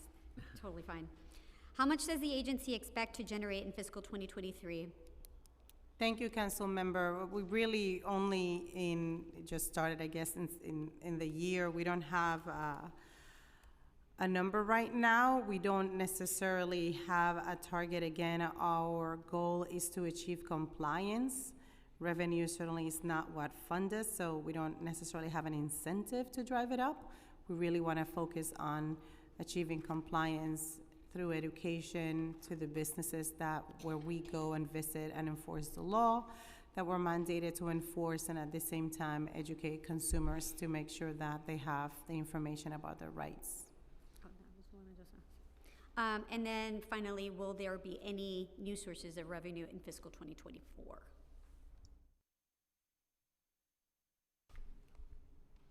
I don't believe so, Council Member. Okay, so I'm opening it up to questions from my colleagues. I also want to recognize that Councilmember Farias and Abreu has joined us. So we'll begin with Councilmember Nurse. Thank you, Chair. Nice to meet you, Commissioner. I don't think we've ever met before. Just have some questions about the street vending, obviously because now it's being dumped on sanitation. I had some questions just in terms of how, the SVAB had their final meeting almost a year ago today in March 2022. This announcement comes almost a year from that. At what point was the conversation starting with the administration of saying we want to consider sanitation? Thank you, Council Members. It's great to see you, and I do hope we can have many more conversations and really always trying to bring our services to your district. So I hope we can have more of those. And I think we actually stood together in the celebration, or maybe not celebration, but we're talking pay equity, the day of my hearing last year in front of the steps. So that was, I think, the first time at least I saw you. I think you're right. I don't think we got to meet, but I hope we can have many more conversations. We have encountered a number of challenges that I shared earlier in terms of when it comes to street vendor enforcement, and I want to really reiterate that we are still going to be handling the licensing piece. Do you know when the conversation started, just so I don't run out my clock?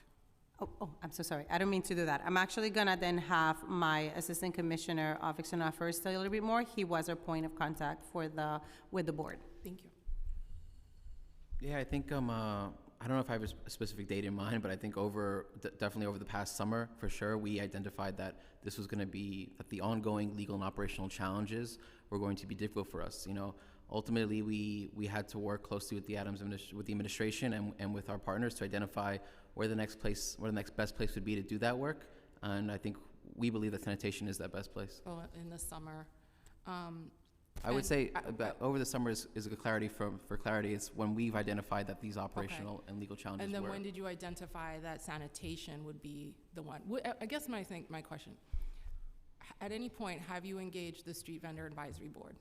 I believe that that with this moving transition, that sanitation is working with your office as well But to you've engage the street vendor never, project. you've never had a conversation with the Street Vendor Advisory Board? With respect to the Street Vendor Advisory Board, that meets once a year now, annually before June 1st.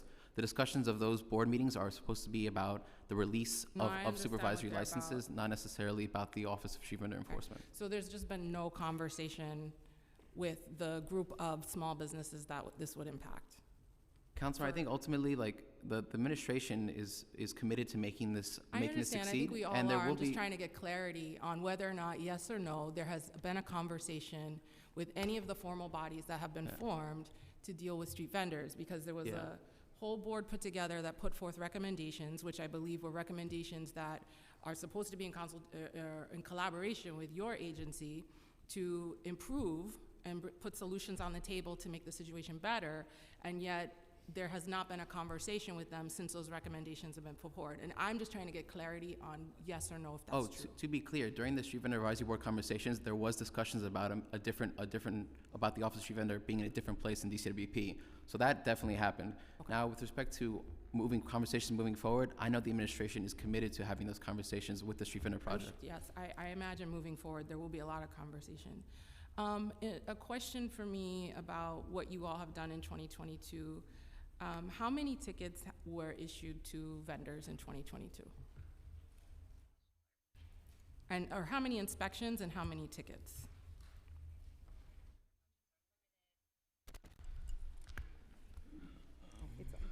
Sorry. Oh, thank you.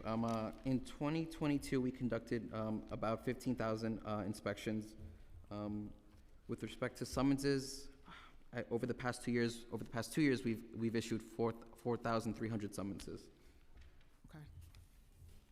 And then you can Sorry, follow up I and have the break that exact, up I have by the exact time. number for this year. Okay. In 2022, we issued 3,300 summonses. 1,300. Okay. In your opening statement, Commissioner, you mentioned that some of the challenges you faced was violence and aggression coming from vendors towards your inspectors. Without really much specificity, that's kind of a alarming statement, right? So is there a percentage or of how many inspections done, like what percentage of that was of that nature? Thank you, Councilmember. Yeah, it was certainly a concern of our inspectors when they were going out there to try to enforce street vending. One of the things that we took a lot of pride on was one of the things that I mentioned earlier with the language, right, capability. So we often sent inspectors that had the same language capacity of the vendors that we expected to encounter in the area. I don't have right now a percentage of the times when that Follow-up, happened. If I could request But if a you follow-up certainly, of that. absolutely, if you think that's also helpful for the transition to keep in mind, we want to make sure that all the information, it's available to make it successful. Okay. Okay, I'll go for a second round. Thanks, Chair. Councilmember Brewer?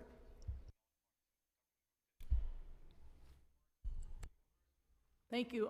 Just in terms of, I'm very aware, because I've been out with the sheriff a few times, so I'm very aware of that you only do the tobacco.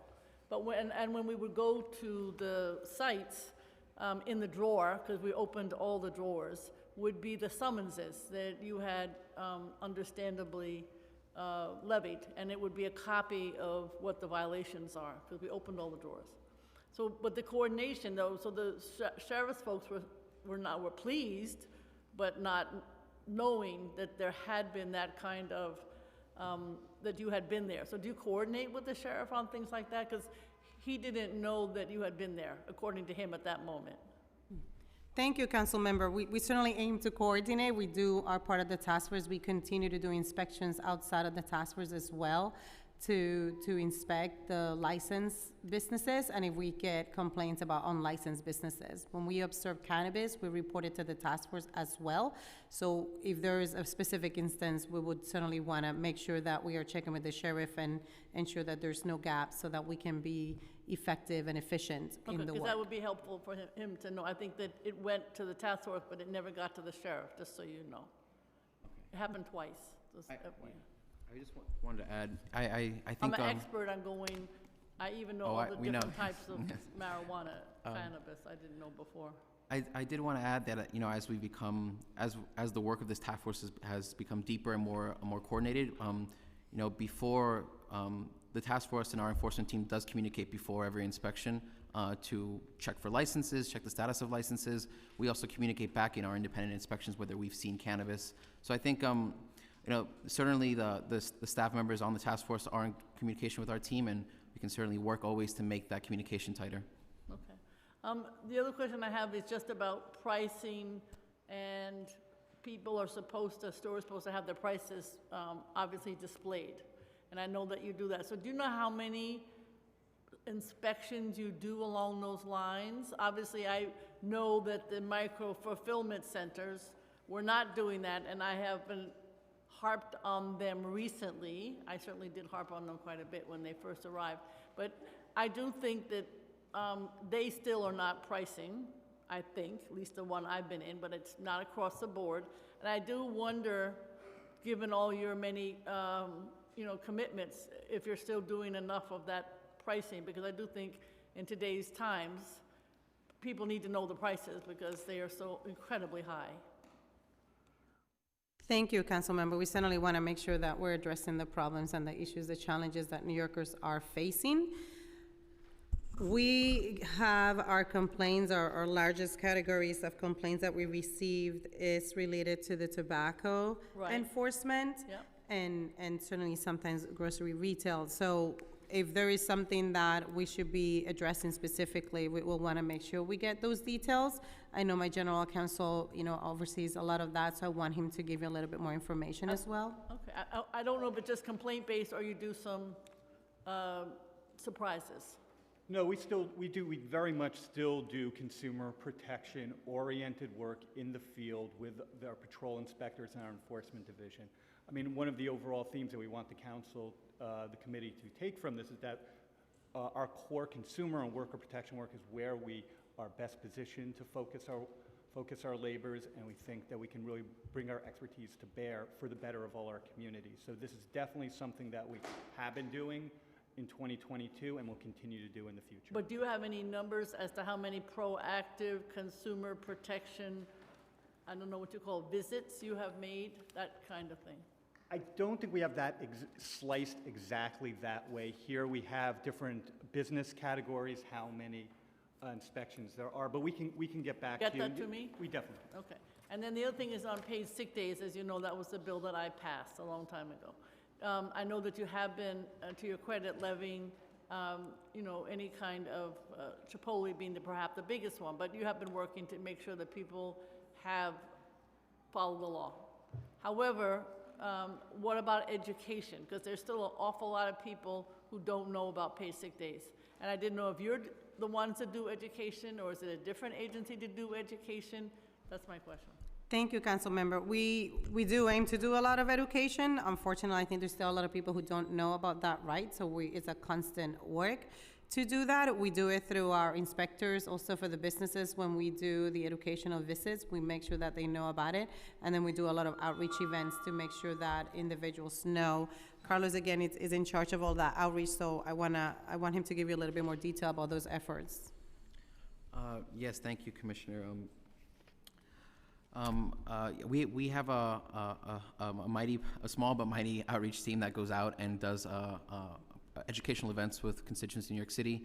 Over the course of 2022, over 620 events, tens of thousands of New Yorkers. Paid safe and sick leave is an utmost importance to us to educate on. Ultimately, I think we would always appreciate greater partnerships around paid safe and sick leave. For me, outreach is both about breadth, but also depth in reaching communities and touching them consistently with new information or more information. So for sure, this is something that we would be happy to work with the council and with your office specifically on. So I have a bill which the Health Committee is kindly hearing soon to have more information in pharmacies, et cetera, because hopefully people, unfortunately or fortunately, go there to get medication and hopefully would learn more about paid sick days. But we do need to tell more people. There's no way that you can, except from a complaint-based, know, but we need more people to know so they can complain if it's not being followed. I mean, paid safe and sick leave is a vital minimum labor standard that we feel passionately that New Yorkers need to know about and should have a right to use. Okay. And then just finally, I have a grocery store, I'm not gonna name it now, but I sent you letters because it's really unfortunate to me. They're actually overcharging people and they're adding grocery items to people's credit cards when they never purchased them. Is that something, that's I guess falls under consumer protection? Is that something that's common? Is it more or less?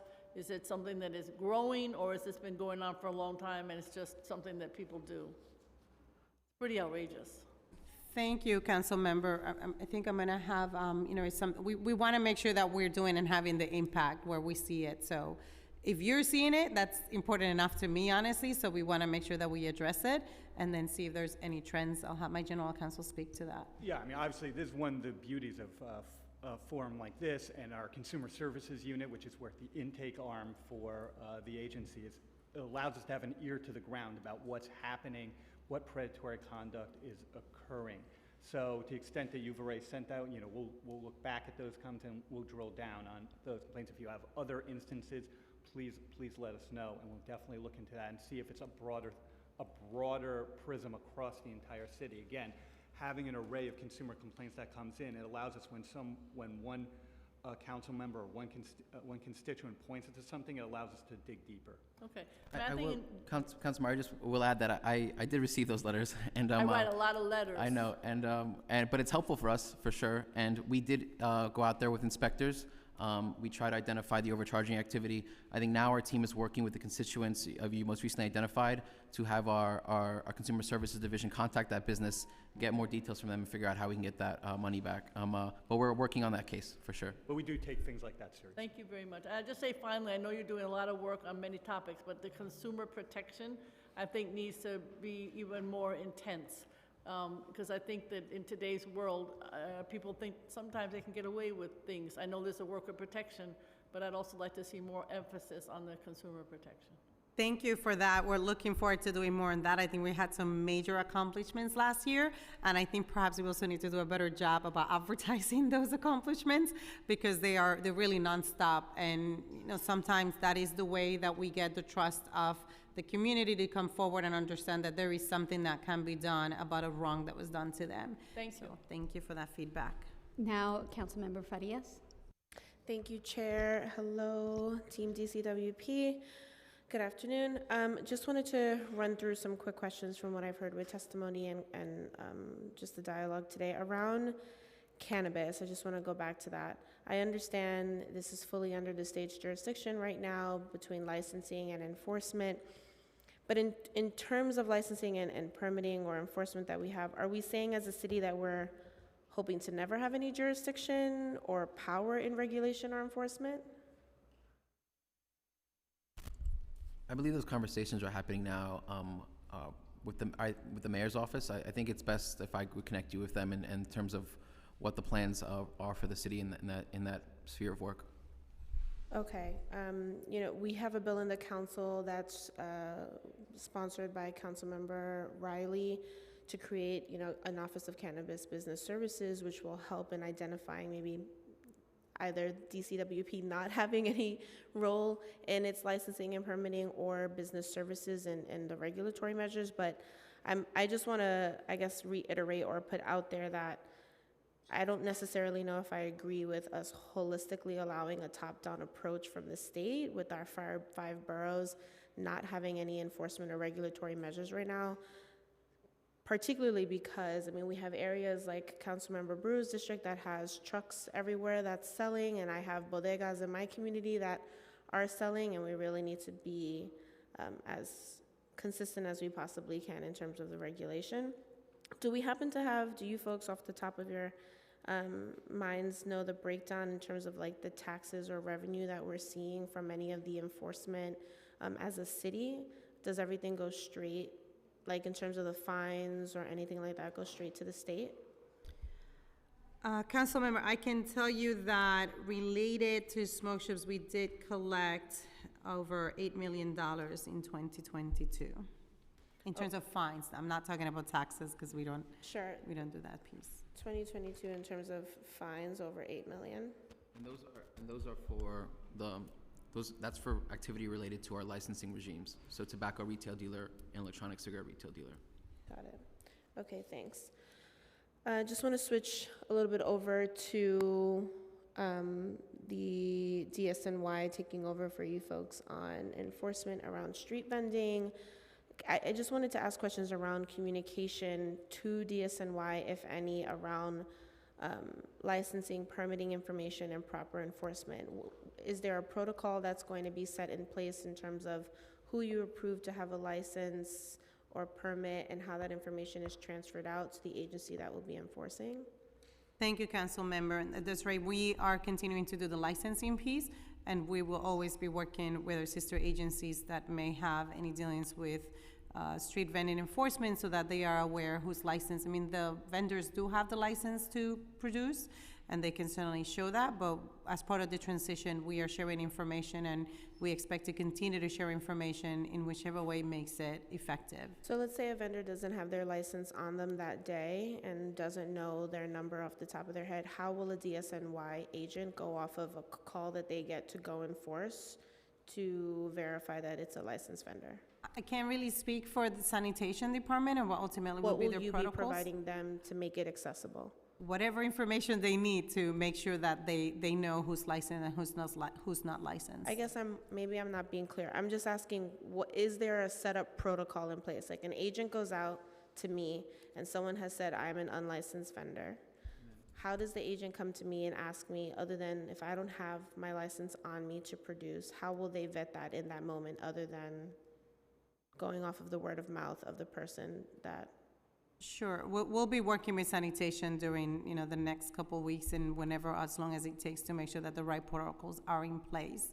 I'll have Carlos also add anything else that they may have been in conversations that he was part of.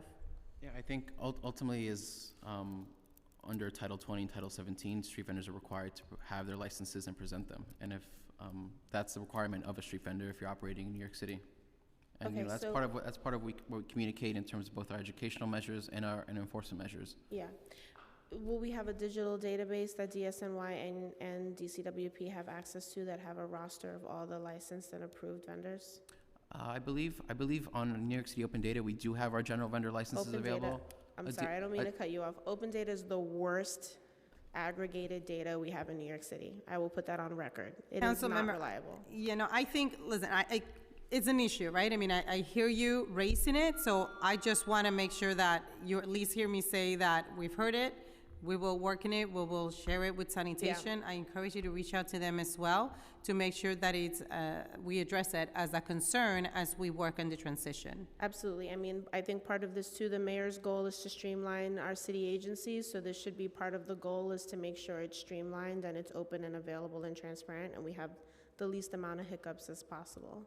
Can I also, I also wanted to add that we do have a license lookup on our website as well. Okay. And additionally, in terms of mobile food vendors, those licenses and those permits are held by the Department of Health. Sure. So I think it'd be important to also, to include those folks in these meetings as well, which we're happy to be a part of to facilitate this transition to be successful. Awesome. Yeah, I mean, and Chair, forgive me for taking up additional time. Just, I guess for us on our end, and I think just citywide, as many black and white on paper, like listed ways of we know that open, transparent data is being provided and accessible, it is the most helpful. And I just have just a quick couple of questions. Have we discussed, have you been a part of any discussions with DSNY? And I know you cannot speak on their behalf, but any discussions on how vendors' products or food will be managed upon them not being licensed? It is part of the discussions in part of the transition. I mean, I think it's important to know that sanitation has been part of street vending enforcement with us and other agencies, depending on the area and what we expect to encounter. There has been collaboration already happening, so I also want to make sure that that's, we remember that. This is not like I haven't been involved, right? Sanitation is like, here you go.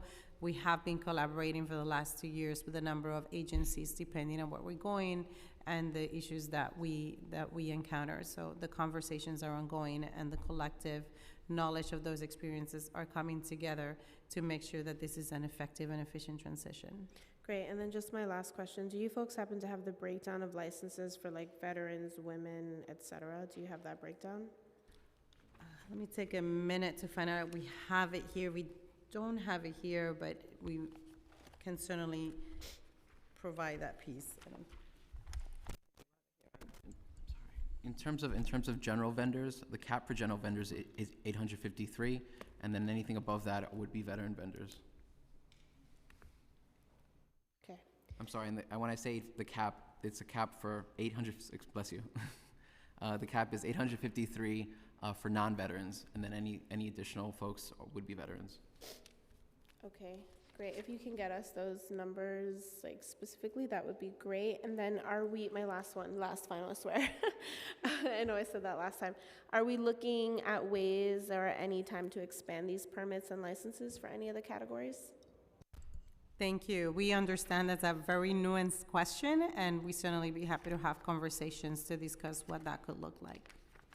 Great, thank you, and thank you, Chair, for the additional time. Sure thing. Now we're entering the second round of questions. Very quickly, one of the first ones I had was, you had mentioned that you chatted with the Street Vendors Advisory Board about your operational concerns and overall issues. Can you let me know what issues you expressed to them and what the biggest problems your agency face, especially in the summer months? Thank you, Council Member. I think we try to always have ongoing conversations for sure, and there's a number of issues that we've been raising, and is a dialogue. We certainly want to look at it that way, not just one way. Again, Carlos has been a part of a lot of those conversations and has been leading those efforts and those conversations for our agency. So I'll pass it on to him to share a little bit more detail. Yeah, I think ultimately, we've had a 2-year sample size of our enforcement of street vending activity. And the Street Vendor Advisory Board was certainly a diverse composition of stakeholders in New York City, whether it was brick and mortars, union, advocates for immigrants, advocates for street vendors. Certainly, the challenges that we had that the Commissioner mentioned, not being able to compel ID, not being able to issue a summons, and essentially not being able to establish any type of deterrence for repeated activity. I think those have all was shared over the course of the Street Vendor Advisory Board. That process underwent at least 6 months, if not more, 6 to 8 months, if I'm not mistaken, at least 6 months. But I think it's the work that we've done here over the course of these 2 years, all the inspections, all the summonses. We worked diligently on street vending enforcement. Our team worked very hard on this, but ultimately, these legal and operational challenges made it something that we shouldn't have been doing. And ultimately, this can allow us to refocus our work on our core mission, whether that's consumer protection, worker protection, or financial empowerment. And just to clarify, I know I just mentioned the group, but the Street Vendor Advisory Board consisted of what stakeholders? Who were the stakeholders in that conversation? There was, if I could try to remember very quickly, on the agency side, there were 5 agencies, us, PD, DOHMH, DOT, and SBS. There were also 10 stakeholders from the community, each appointed either from the Speaker Johnson at the time, or Mayor de Blasio at the time. These included various reps from the Street Vendor Project, NYIC, UFCW, somebody just passed me a list, but I can't read it, it's too small. UFCW, the Brooklyn Chamber of Commerce, the Downtown Brooklyn Partnership, I believe also the Sunset Park bid, and if I didn't get to 10, there's 1 or 2 folks I might be missing there, but it was certainly a very diverse group, 15 members in total. Thank you for that, and thank you for clarifying. Now moving back to a statement and question that Councilmember Farias had asked. You had given me an $8 million for fiscal year 22 for the fines, violations related to tobacco, illegal or unlicensed tobacco sales.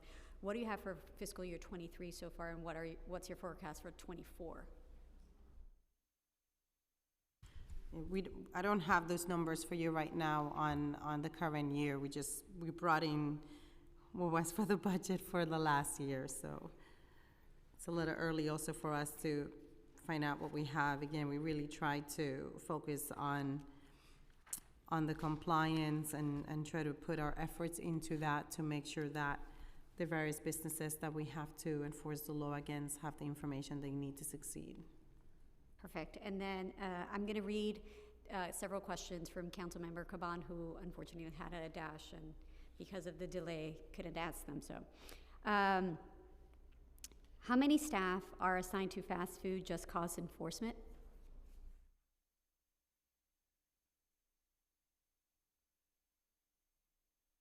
And this is where, going back to local law, I believe, hold on. We currently have a headcount of 44 in the Office of Labor Policy and Standards. Okay, and then how long does an investigation typically take? Related to worker protection? Yes. It varies a lot. There are a lot of factors that impact our investigations when it comes to any of our cases. Specifically with worker protection, it depends on how many complaints we received, what is the scope of the investigation that we decide to pursue based on the complaints that we received, and certainly the time period that goes into it. There's a lot of conversations that happen with the complainants directly, with the company, the employer that we're investigating, requests for records, attempts to settle a case, possibly filing a case at oath. So it really varies a lot in terms of how long it would take. How about specifically for fast food just cause investigation? Is it the same? Is it that amount still? It really is the same, and especially when it comes to just cause, so much of it depends on individual workers, right? We have the case that I mentioned during my testimony with the Starbucks worker that was terminated. That's one individual, right, that we are going to focus on making sure that if that individual wants to have their job back, we can focus on that first. We want the worker to be able to get their job back, and we find that is substantiated the complaint, but certainly there are other violations related to just cause who could take longer depending on, again, what is the scope of the investigation and how long it might take.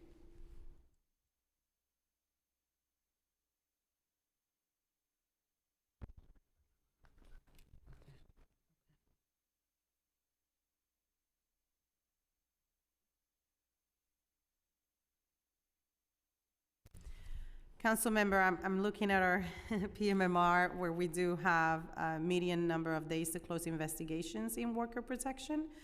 For fiscal year 22, it was 143. Thank you. And so what factors make an investigation last longer? What makes them resolve more quickly? Well, I think it's a little bit of what I mentioned, or it's what I mentioned earlier. We are going to see how many complaints we're receiving. That determines the scope of our investigation. So it could be even one complaint, but based on the allegations that are made on that complaint and how we engage with the complainant to ask for more information, we may do an investigation that involves, when it comes to Fair Work Week, right, it relates a lot to fast food. It could be one store, it could be multiple stores, it could be 100 stores, right? That was the situation with Chipotle, and that took a very long time because certainly is going to add a little bit to the complexity of the case, is going to require that we have multiple conversations also with the employer to ensure that we get the necessary records so that we can make the right determination and then engage with them and trying to resolve the issue. We're always going to be trying to make the workers whole at the same time as we work towards compliance from the company if there's any misunderstanding of the law, so that we can address that, and once we resolve a case that we can move forward in ensuring compliance. What happens and what is the timeline if the case needs to be litigated? Say that again, what is What happens and what is the timeline if the case needs to be litigated? If the case needs to be litigated, a lot of the timeline falls outside of our hands. I mean, we certainly had to file an oath, which is another city agency. They're going to have their own procedures in assigning a hearing officer or a judge, depending on the case, and then how long that takes to be heard. It could be multiple days. We're going to always try to settle the case even after we file, so that may put a pause on the litigation moving forward if we're trying to get back to the table to negotiate a settlement. What are the current staffing levels for the enforcement of fast food just cause? That is all within the Office of Labor Policy and Standards, the headcount of 44 that I shared earlier. There's a combination of attorneys and intake workers as well as data scientists so that we can look at all the information. Are current staffing levels for this enough to meet the demand? We have accomplished a lot in the last year. We had, even as my first deputy shared, had a lower headcount last year, and we still accomplished those groundbreaking cases related to Fair Work Week. There was a lot more that I didn't mention in my testimony. So we are going to continue to work towards more compliance from the businesses and more education from the workers. If there's any concerns about violations, and we really just invite any of the council members to please let us know or encourage their constituents to bring complaints with us so that we can address them promptly. Do you anticipate current demand staying the same throughout 2023? If not, how do you foresee it changing? So sorry, can you repeat that? Do you anticipate current demand staying the same throughout 2023 of basically the enforcement agents? If not, how do you foresee it changing? We are always looking for ways to be more efficient in the work that we do. I think we're very proud to mention our data scientists, for example, in our worker protection cases. It's really helped us address the cases that come in very large amounts, not just in money, but in the number of workers who may be impacted by these laws. I can tell you because I used to work at the Department of Labor, and it was wonderful to come here and have these data scientists at the city level to look at this information in a way that's going to help us. So we're always going to be looking at ways to be more efficient, to move faster. At the moment, I think we are accomplishing wonderful work. We are getting incredible results, and we look forward to just addressing any complaints that come our way. What impacts will this have with respect to staffing needs, with regards to the demand changing for the Fair Work I mean, Week? when I mentioned earlier, it's an exercise that we engage in throughout the year to look at where, our strategizing, where our vacancies, if there is any new mandates, we will definitely want to have a conversation about new needs together with the city council as legislation may be drafted, and certainly with OMB. So that's what we would look towards. Right now, we are very proud of the work that we've done in enforcing the Fair Work Week law, the just cause protections, paid sick and sick leave, like Councilmember Brewer mentioned. A lot of people still may not know about it. When we get a complaint from a worker, we also just look at any of the laws that we enforce, right? Somebody might have a complaint related to Fair Work Week, but we're gonna ask them questions about paid sick and sick leave. Another effort that we have engaged recently, a pilot that we launched in December, right, specific to paid care domestic workers. We know that different cases are gonna require a different approach. So that's that's something else that we do. We are constantly looking about creative ways to address the various issues that are brought before us. With the paid care mediation program, we really ask that you help us spread the word about it. It's a way for us to, through mediation, professional mediators at the Office of Administrative Trials and Hearings, we are asking workers and their employers to come and try to resolve any workplace issues that they may see, whether it is related to our laws or even minimum wage laws that are generally enforced by the state. Thank you. Now, Councilmember Abreu. Thank you, Commissioner. My question is, how can DCWP strengthen the role and partnership with worker advocates to make sure the mission of the Fair Work Week and Just Cause and Fair Work Week laws are realized? Thank you for that question. I think that goes to one of the core things that we try to do, which is education. Certainly, strong partnership is like where do we reach workers? What's the language that we need to use to reach them? What's the medium? How are the workers going to feel comfortable coming forward, sharing information among themselves, believing that we are here for them? I think we try to do some of that when we publicize the results of our work, We are constantly working with any partners, any willing partners, to share the information, education, whether it is flyers, whether, it's me going somewhere to talk, whether it's them hearing directly from our investigators, individuals who have come forward and brought cases to us. Again, we do a lot of outreach through our external affairs unit. Is there anything you want to add, Carlos? I think we always want to have strong partnerships with community-based organizations, folks that New Yorkers trust to get this information into their hands. I think ultimately, the commissioner almost said it best when she mentioned the mediation program. We want people to know about this. We want people to come to us, and certainly we'll always work with our team to address these complaints as needed. That's great. For me, it's very significant when DCA transformed to DCWP, especially when it comes to the enforcement of workplace laws. Is there a possibility or a world where, I guess there is a world, but is there a possibility where DCWP can help fast track workers who are retaliated against for trying to enforce the Fair Workweek laws or just cause? Thank you, Council Member. We do incorporate that into our practices right now. We certainly, I gave an example with Just Cause, for example, right? If there is an employee who is terminated and they want their job back, because that's not always the case, and we want to respect the decision from the worker, we are going to tackle that issue first so that we can be sure to get the worker back to work as we continue with the rest of the case. Does it mean that the case is done? We can certainly take care of the more immediate need and then move on. So absolutely, if there's anybody who feels that hasn't happened, would love to hear more details so that we can be sure that they are getting their issue addressed right away. Thank you, Commissioner. My last question is, from a budgetary standpoint, is there a shortfall or more resources that we should pursue in this budget cycle to help you enforce the amazing work that you're doing to protect worker rights?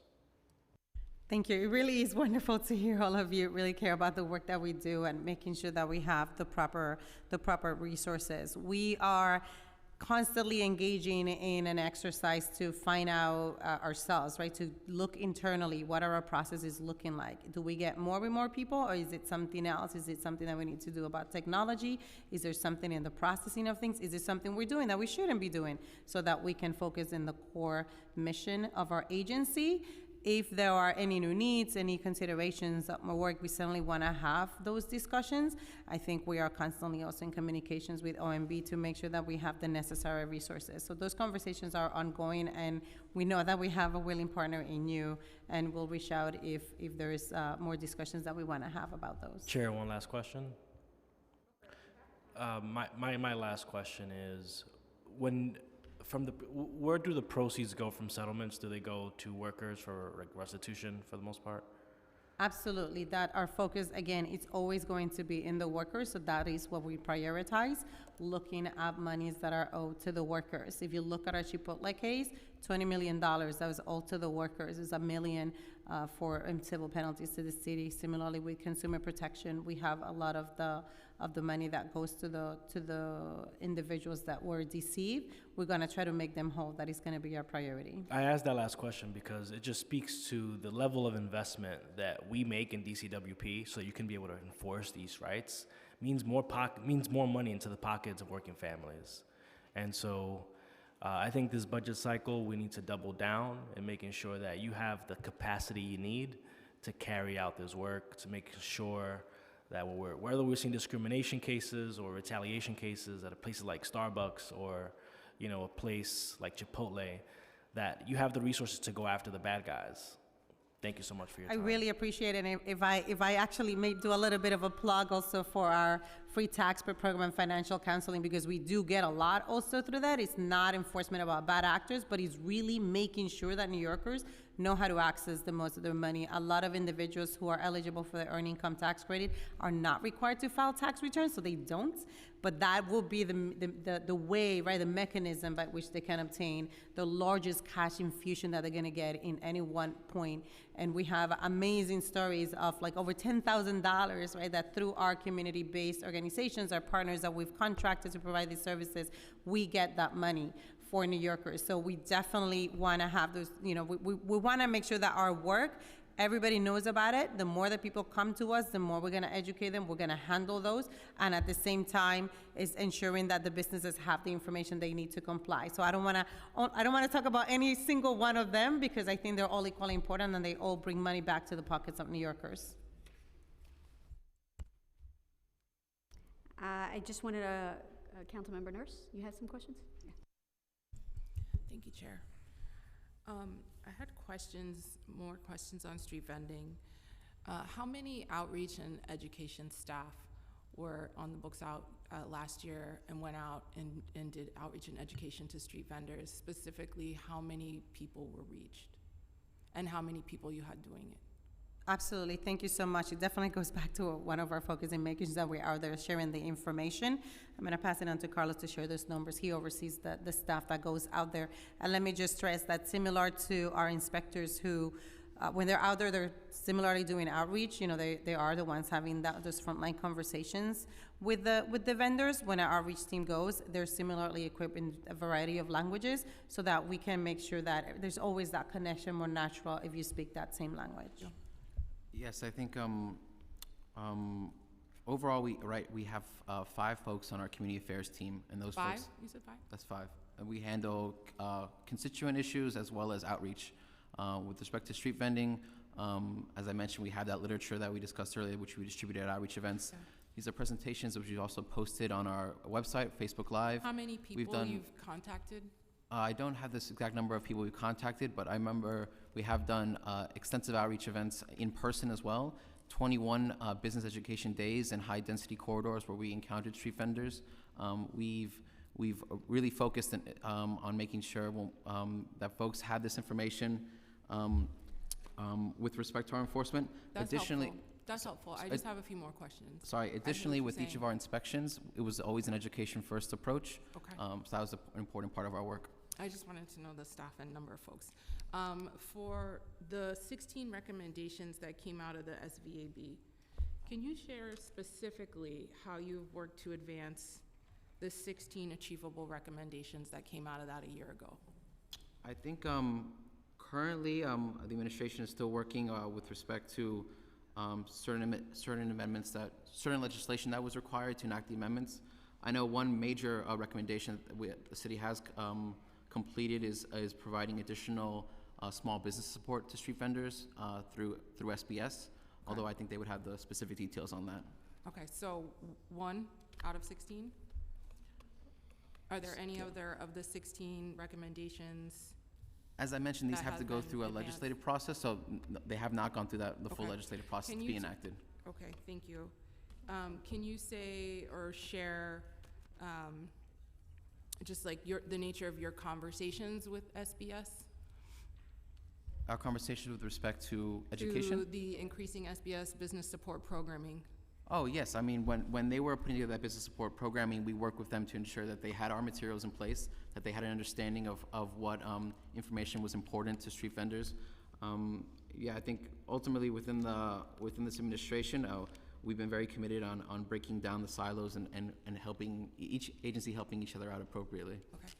And just my last question, for the 5 community affairs folks that you have, how many positions were allocated? Were you fully at capacity for what you were budgeted for last year in terms of those specific outreach positions? Yes, all our positions are filled. Okay, and that was that an increase from the year before? I believe the year before we also had 5 folks. 5. Yeah. So you've not had an increase for fulfilling those positions? From You've only had 5 people. From 2021 You went from to 3 to 5. 2022, we did add 3. Okay. Yeah.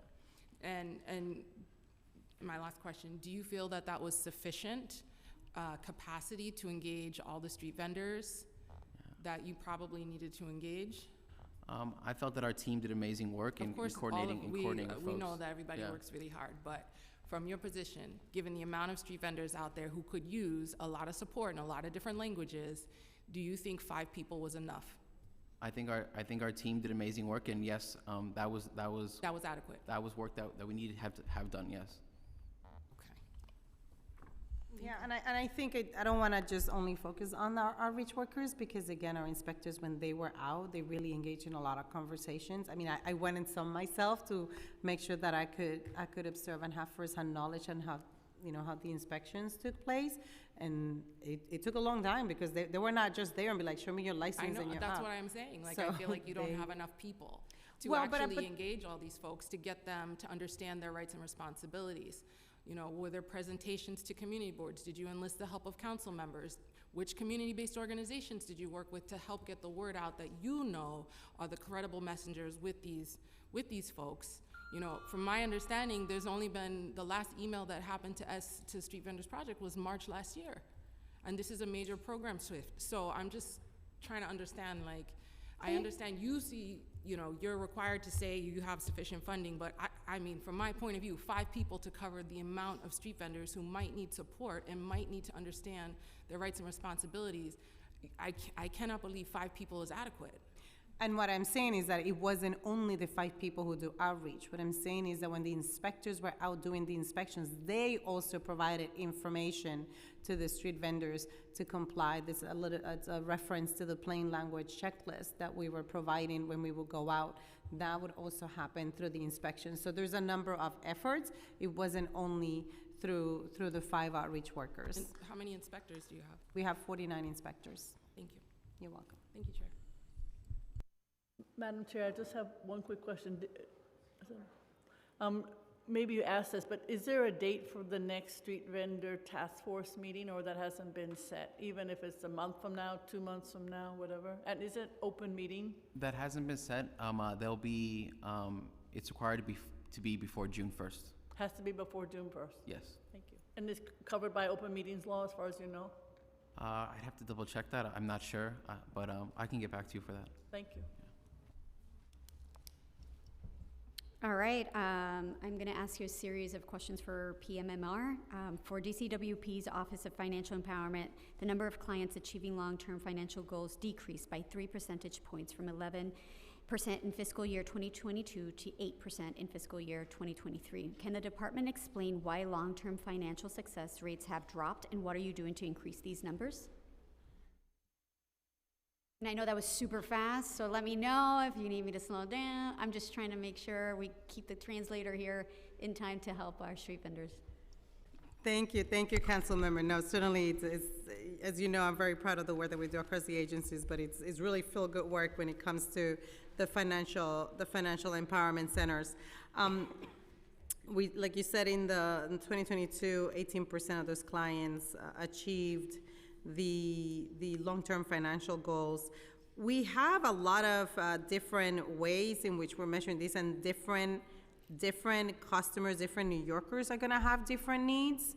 So that is part of what is reflected in the financial empowerment counselors are going to meet the needs of the consumers that they meet with. There's going to be a variety of ways. Some of them don't even have a bank account, but some of them may be ready to do other things related to their financial goals. Additionally, what can the department do to raise these numbers up more substantially, and what's the difference between 8 or 11 seems minimal, percent that is. The difference between what, I'm sorry? 8 and 11% seems minimal. So what can the department do to raise these numbers up more substantially? Well, we hope we can continue to partner with all of you to make sure that New Yorkers know to come to these centers. I mean, I started going to one, and it's been an incredible experience. I'll share publicly here how even I was able to get my student loans forgiven thanks to my meeting with the Financial Empowerment Counselor. Oftentimes I give up trying to follow the process that was set at the federal level, and I couldn't understand it. And it was having that meeting with the Financial Empowerment Council that got me there. So I think the more we can continue to get the word out, the more we can share the successes of individuals who have gone through that process, the more individuals that we're gonna get to come through our doors to meet with the counselors and try to achieve their various financial goals. DCWP's Office of Labor Policy and Standards, OLPS, their restitution increased by 2,752% due to the multi-million-dollar settlement with Chipotle, a case which also accounts for most of the $1,063,354 increase in penalties assessed and the more than 13,000 increase in the number of workers entitled to restitution. Excluding this massive case, how has OLPS performed otherwise? And has OLPS been able to get proper restitution for other cases on file? The amount of work, the results that our Office of Labor Policy and Standards produces for workers, it is outstanding. I think a lot of us think of Chipotle, correctly so, as a big achievement, a big accomplishment, because it is a large number. However, there are a lot of more cases ongoing. There's also cases that we are very purposeful also when we share the information, because we want to make sure that it reaches the individuals that it needs to reach. And some of that may be more concentrated in a neighborhood, so we want individuals to know about particular cases. So the results that we've achieved through OLPS have really been consistent throughout the years, and we look forward to just doing more of those. I think, again, it goes back to spreading the word about the rights that the workers have, and any opportunity that we have an encounter with them, we want to make sure that they know about these rights. We want to work with all of you to make sure that as individuals come to your offices or engage with you, they trust you, right? That you are the representatives in the neighborhood, that they feel confident to come forward to us and share any questions. Sometimes it may not result in an investigation, or we may find that there's not a violation of something that perhaps it's under our purview, but we will certainly want to make sure that we connect them and provide them the information. The team takes a lot of pride in just engaging with the community, passionate workers that we have in public service, to ensure that workers are getting what they're supposed to be getting under the rights and specific laws to New York City. Businesses participating in engagement and outreach events in fiscal year 22 totaled 21,168. The 4-month actual for fiscal year 22 was 7,020. In this year's PMMR, there was no data on how many businesses were participating. Do you have an idea or any data on how many are participating now? I'm sorry, Councilmember, I don't have the data on the exact amount of businesses participating, although I can follow up with that. I will say in calendar year 2021, we had 85 events. In calendar year 2022, we had 81 events. So in terms of the amount we're producing, it's consistent with what we've had in past years. And on the attendees, I can get that for you. Thank you. Do you guys have any questions for the admin? Cool. Thank you all. Thank you. Really looking forward to continue engaging and get it spreading the word. And Council Member, we'll make sure we have somebody on the live stream as well for any follow-ups that you might need from us. Thank you, Chair. We will give the administration an opportunity to collect their things, and then we will turn to public testimony.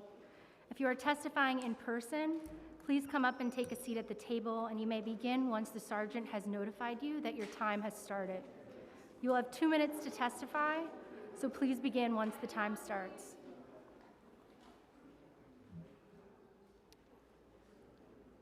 For panelists on Zoom, once your name is called, a member of our staff will unmute you, and the Sergeant-at-Arms will give you the go-ahead to begin. So please wait for the sergeant to announce that you may begin before delivering your testimony. For those testifying in person, make sure to press the button on the microphone so that the red light goes on so that we can hear your testimony. We do have translation services available on Zoom, so those testifying in person will complete their testimony, and then there will be an additional 2 minutes for translation.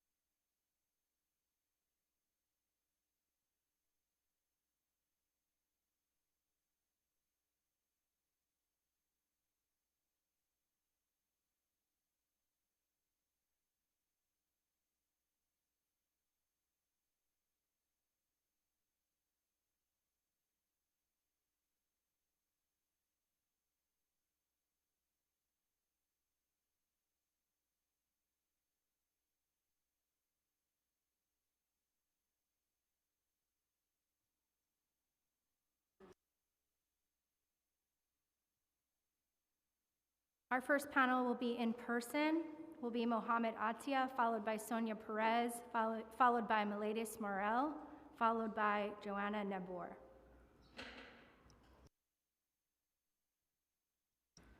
Panelists can come forward and take a seat in these 4 chairs.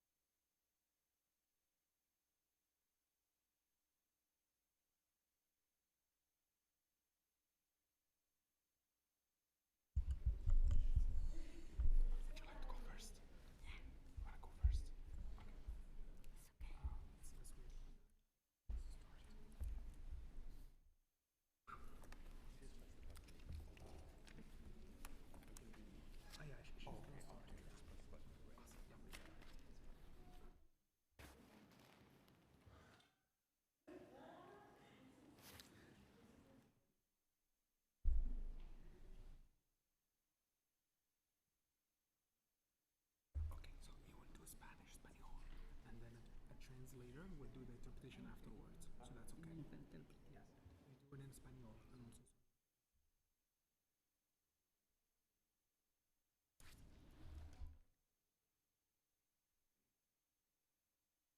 Chair, we're ready to proceed whenever you're ready. All right, Sonia, here we go. Hola, buenas tardes. Mi nombre es Sonia Pérez. Soy una vendedora de tamales en el área de Bushwick. Desde hace 16 años estoy orgullosa de decir que fui una vendedora activa involucrada en la aprobación de la Ley Local 18.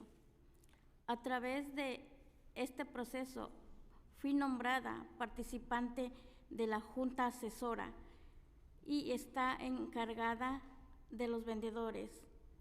Como yo, tuvimos un papel activo en el gobierno, así que cuando me enteré de que la administración tomó decisiones de cambiar la agencia regulatoria sin consultar a nadie de la Junta Asesora, mi trabajo se sintió disminuido, y eso sin mencionar que ninguna de las recomendaciones que se crearon en nuestra participación se han promulgado.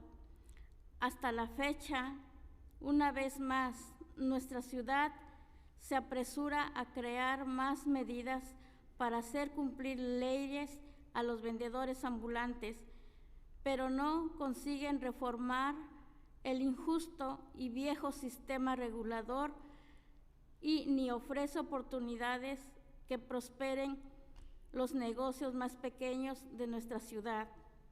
Deberíamos de reconocer el trabajo y las contribuciones de los vendedores ambulantes y crear nuevos sistemas que apoyan y que exista el crecimiento. Pedimos al Consejo Municipal que ponga en marcha la plataforma de reforma a la venta ambulante.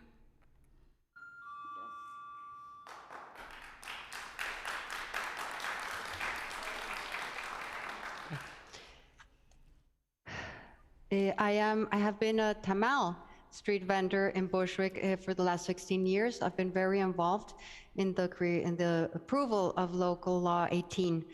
During this process, I was approved to be one of the people in the council board in charge of street vendors. We have had a very active role on this. When they took decisions to change the agency without consulting us, my work was greatly diminished, and to see also that none of our recommendations was taken into account was very difficult. And to see that the city has taken more and more measures against the street vendors, but not to work on the reform, it has also been very hard, and also the fact that they're not offering opportunities to us. So I think that it would be best if they recognized our contributions as street vendors, and we ask the local council to put the reform platform to work for us. Thank you very much.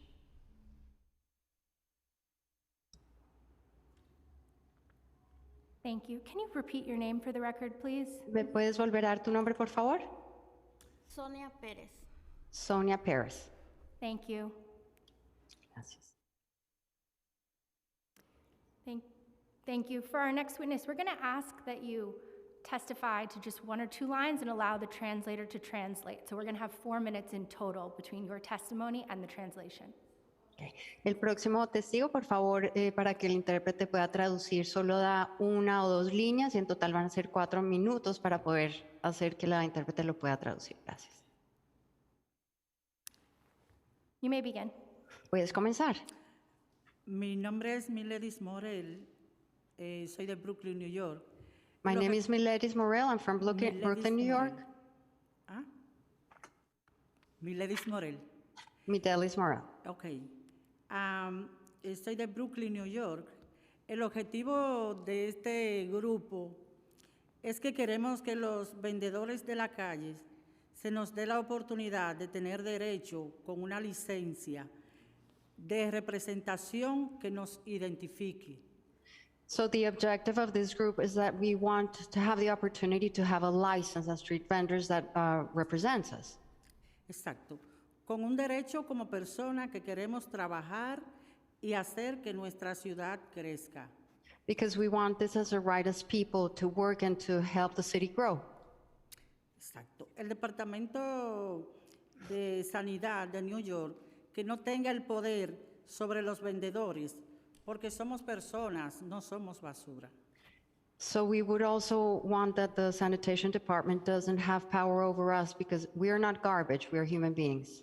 Y es un derecho nosotros como persona y un deber And so it's a right and a responsibility as people que Dios nos manda a cada uno a que trabajemos y el que no trabaja, que no coma. It's a right and responsibility that God gives us all and to work, and those that don't work cannot eat. Exacto. Cannot. Gracias. Thank you. Thank you.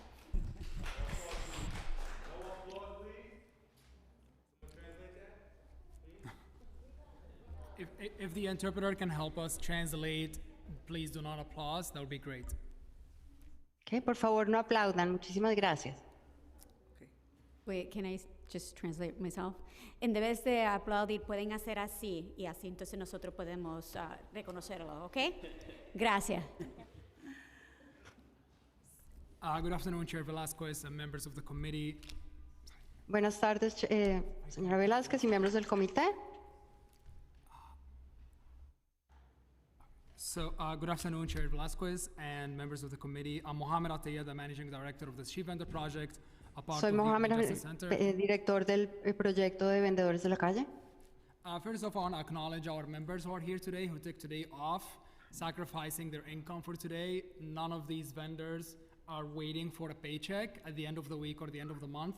These Primero que sacrifice todo, their quiero income today reconocer to a be todos here. los que están acá sacrificando su trabajo porque ninguno de ustedes está esperando un cheque al final de la semana y hoy no están trabajando para poder venir. The Street Vendor Project is a membership-based organization with more than 2,900 members, street vendors, who call New York City home and make a living in the streets and sidewalks. Este grupo es de miembros solamente y tiene a 2.900 vendedores ambulantes que llaman a Nueva York su ciudad. I'm here today to share with you the grievance of our members who feel that they are being disrespected and targeted by the City Hall decision to transition the Office of Street Vendor Enforcement from DCWP to DSNY. Estoy aquí para representar el agravio de todas estas personas que se sienten irrespetadas y que les están lanzando esto hacia ellos al cambiar a la agencia al Departamento de Saneamiento. According to their website, DSNY's mission is to keep New York City clean, safe, and healthy by collecting, recycling, and disposing of waste. De acuerdo al portal de DS New York, el objetivo de ellos es mantener a la ciudad sana, segura y limpia, libre de escombros. Yes. And how is that relevant to street vendor enforcement? Y esto, ¿cómo es relevante para la aplicación de la ley de vendedores ambulantes? What is the administration trying to tell us? ¿Qué es lo que la administración nos está tratando de decir? Is the administration considering street vendors waste and recyclables that need to be collected? Si es que la administración considera a los vendedores ambulantes como basura, reciclables que hay que colectar, The number of tickets that were issued by sanitation department to street vendors in the last 40 years have been the following. el número de multas que se le ha puesto a los vendedores ambulantes en los últimos 40 años ha sido lo siguiente. 14 tickets in 2022, 14 En el tickets in 2022 fueron 2021, 14 multas, 2 tickets in 2020, and 0 tickets in 2019. son 2 multas en el año 2020 y 0 multas en el 2019. That's how little the agency knows about street vendors. That's how little they get involved. Así es de letal como la administración sabe sobre ellos, así es de letal como ellos se involucran. We'd love to learn from the administration how this decision was made and who was consulted. Nos gustaría saber de la administración para tomar esta decisión a quiénes consultaron y cómo llegaron a esta decisión. Before you sit 2 members of the Street Vendor Advisory Board, Sonia Perez and myself. Enfrente a ustedes están sentados 2 miembros de la junta consejera de esta junta, Sonia y yo. We didn't hear a word from the administration or any city agency about this whole transition and this whole plan. Y no escuchamos ni una palabra sobre el plan o sobre la transición por parte de la ciudad de la administración. Would love to learn when New York City will start thinking about something different than enforcement when they think about street vendors. Nos gustaría saber cuándo es que la ciudad de Nueva York va a empezar a pensar sobre o considerar algo diferente cuando piense sobre los vendedores ambulantes. The Street Vendor Advisory Board report is here, includes 16 recommendations. The word enforcement cannot be found in any of them. Aquí en este informe hay 16 recomendaciones, pero no se encuentra nada incluido sobre el Consejo. We finally want to acknowledge that DCWP is the appropriate agency to keep the street vendor enforcement in, and DSNY should not be involved with street vendor enforcement. Y queremos, por último, dejarles saber que el DCWP es la agencia apropiada para hacer esto y no el DSNY. Happy to answer any questions you may have for us. Estaré contento de responder cualquier pregunta.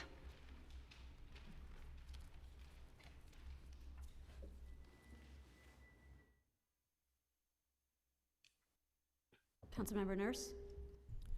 Just Miembro one del Consejo question. Nurse. Oh, okay, I'm gonna try with this. Can you speak to the experience of one of your members receiving an inspection and/or a community affairs person from DCWP interaction? What did that interaction look like when they did outreach to any of your members?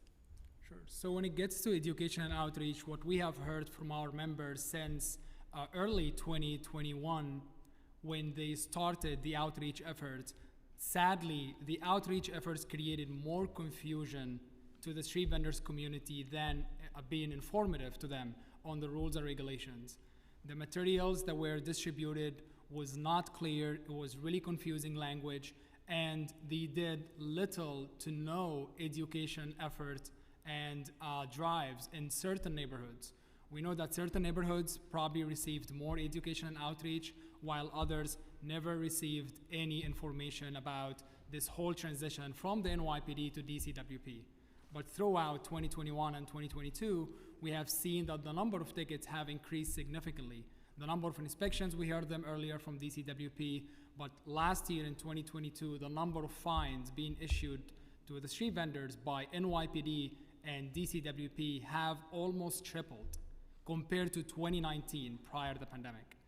I also want to open the floor to my colleagues here who may share their own personal experience. If the interpreter is muted, so if you would like to repeat the question, that would be great. La pregunta de la miembro del Consejo es si alguno de ustedes puede compartir qué fue la interacción con el inspector cuando vino y los esfuerzos de llegar a la comunidad o las interacciones con esta agencia, ¿cómo fue?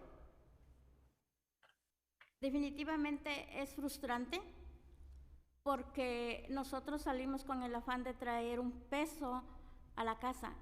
Y cuando It has been very frustrating because when we go to work, we have the urgency to bring $1 back home. Cuando ellos vienen y nos recogen las cosas, nos quedamos sin nada en nuestro bolsillo.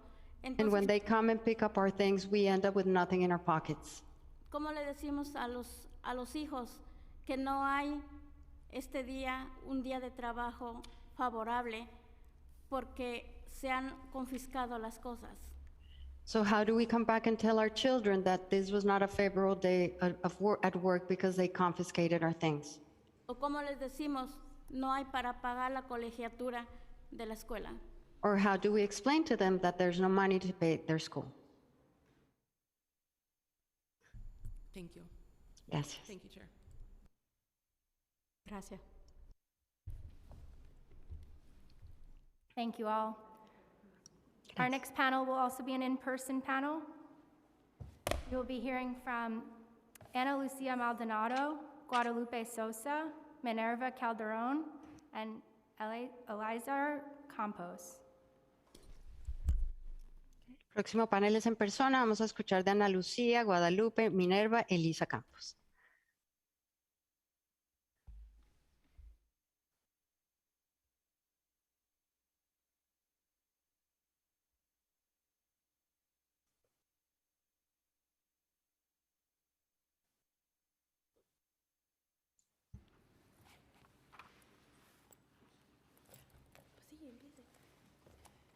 Buenas tardes todos ustedes Good afternoon to all. en este día. Este día para nosotros los vendedores ambulantes es un día muy importante. Antes de todo, me presento. Mi So nombre es today, Elizar this is a very Campos. important day for street vendors. And first of all, I want to introduce myself. Soy vendedora ambulante de hace 18 años. He I have been a batallado street vendor mucho. for the last 18 years. Espérese un momentito, ¿me puede decir su nombre? Dame tu Elizar nombre. Campos. He batallado mucho en la venta ambulante porque desde mi país, México, nunca he estado encerrada. El día que yo I me have- encerré de interna, me enfermé. So I have been battled a lot as a street vendor, even from my days in Mexico. I have never been able to stay inside. When I've been inside, I even got sick. Desde que yo llegué, me dediqué a hacer lo que hacía en México. Me dedico a la producción de dulces mexicanos. He So since I batallado arrived mucho here, I have devoted my time to the production of Mexican candy, which is what I did there. con sanidad, con la policía, con muchos tickets que mi récord no se podía limpiar. With sanitation, with the police, a lot of records that couldn't be cleaned. Incluso el juez dijo que la policía y sanidad, el departamento de trabajo es su trabajo, pero también es mi trabajo vender. So the judge, in fact, said that their job, they were just doing their job, sanitation and the police, but my job is to sell. Ustedes se imaginan 18 años vendiendo en la sombra, en la oscuridad. Yo les pregunto a ustedes, excelencias, si ustedes So- tienen un familiar vendedor o unos padres que fueron vendedores ambulantes, ¿cómo lucharon, cómo sufrieron en los años atrás? Si hay alguien que tenga algún padre, alguna madre que haya sido vendedor ambulante, se sufre en las calles, en frío, en calor, y uno tiene que continuar adelante. I would like to ask you, Your Honors, I have been working all these years in the shadows, in darkness. If you had someone in your family, say your father or your mother, working as street vendors, you suffer a lot. Yo, por mi parte, vengo de Corona, de la Roosevelt, de la Plaza Corona. Yo I come from pido- Corona, from Roosevelt, from the Corona Park. Yo pido por todos mis vendedores y por toda la gente de todos los condados que se toquen este corazón tan grande que tienen ustedes y que nos ayuden a tener un lugar digno, una licencia, un permiso. Tóquense el corazón, y hagan algo por nosotros. Nosotros estamos en la oscuridad, no estamos en la luz. ¿Por qué? Porque tenemos que andarnos escondiendo, tenemos que andar corriendo, tenemos que andar haciendo 1000 cosas para poder vender. Muchas de las veces hasta nos congelamos, no dormimos. Permíteme por traducir, estar por favor. vendiendo. I ask of you, please, on behalf of all the street vendors in every county, to please go and touch your heart and please allow us to have a dignified place, a license. We are tired of being in the darkness of always running. Continúa, por favor. En mi caso mío, soy madre soltera. I am a single mother in my case. Lo que yo vendo es para mi renta de mi departamento y para la comida, y tengo mi madre también que está sola. Lamentablemente, en un año atrás mi padre murió. Entonces, yo soy el sustento de mi madre y de mis propios gastos. Imagínense si yo no vendo o no hago nada, ¿de qué me mantengo y de qué sobresalgo? Y esto es Permíteme para... traducir, por favor. So I am responsible for my rent, for food. I also have my mother who is alone. My dad unfortunately died last year. So imagine if I didn't have anything to pay for my expenses. Es muy triste y lamentable ser vendedor ambulante en frío, en calor y en cualquier lugar que estemos, porque la policía y la ciudad está en todos lugares y ya nos conocen, ya saben que nos dedicamos a vender, ya no podemos escondernos de ellos. So it is very sad and it is unfortunate to be a street vendor. You're always either in the cold, in the heat, and the police already knows us, so we cannot even hide anymore. Gracias. Thank you. Good afternoon, everyone. My name is Guadalupe Sosa, and I've been a street vendor for 10 years now.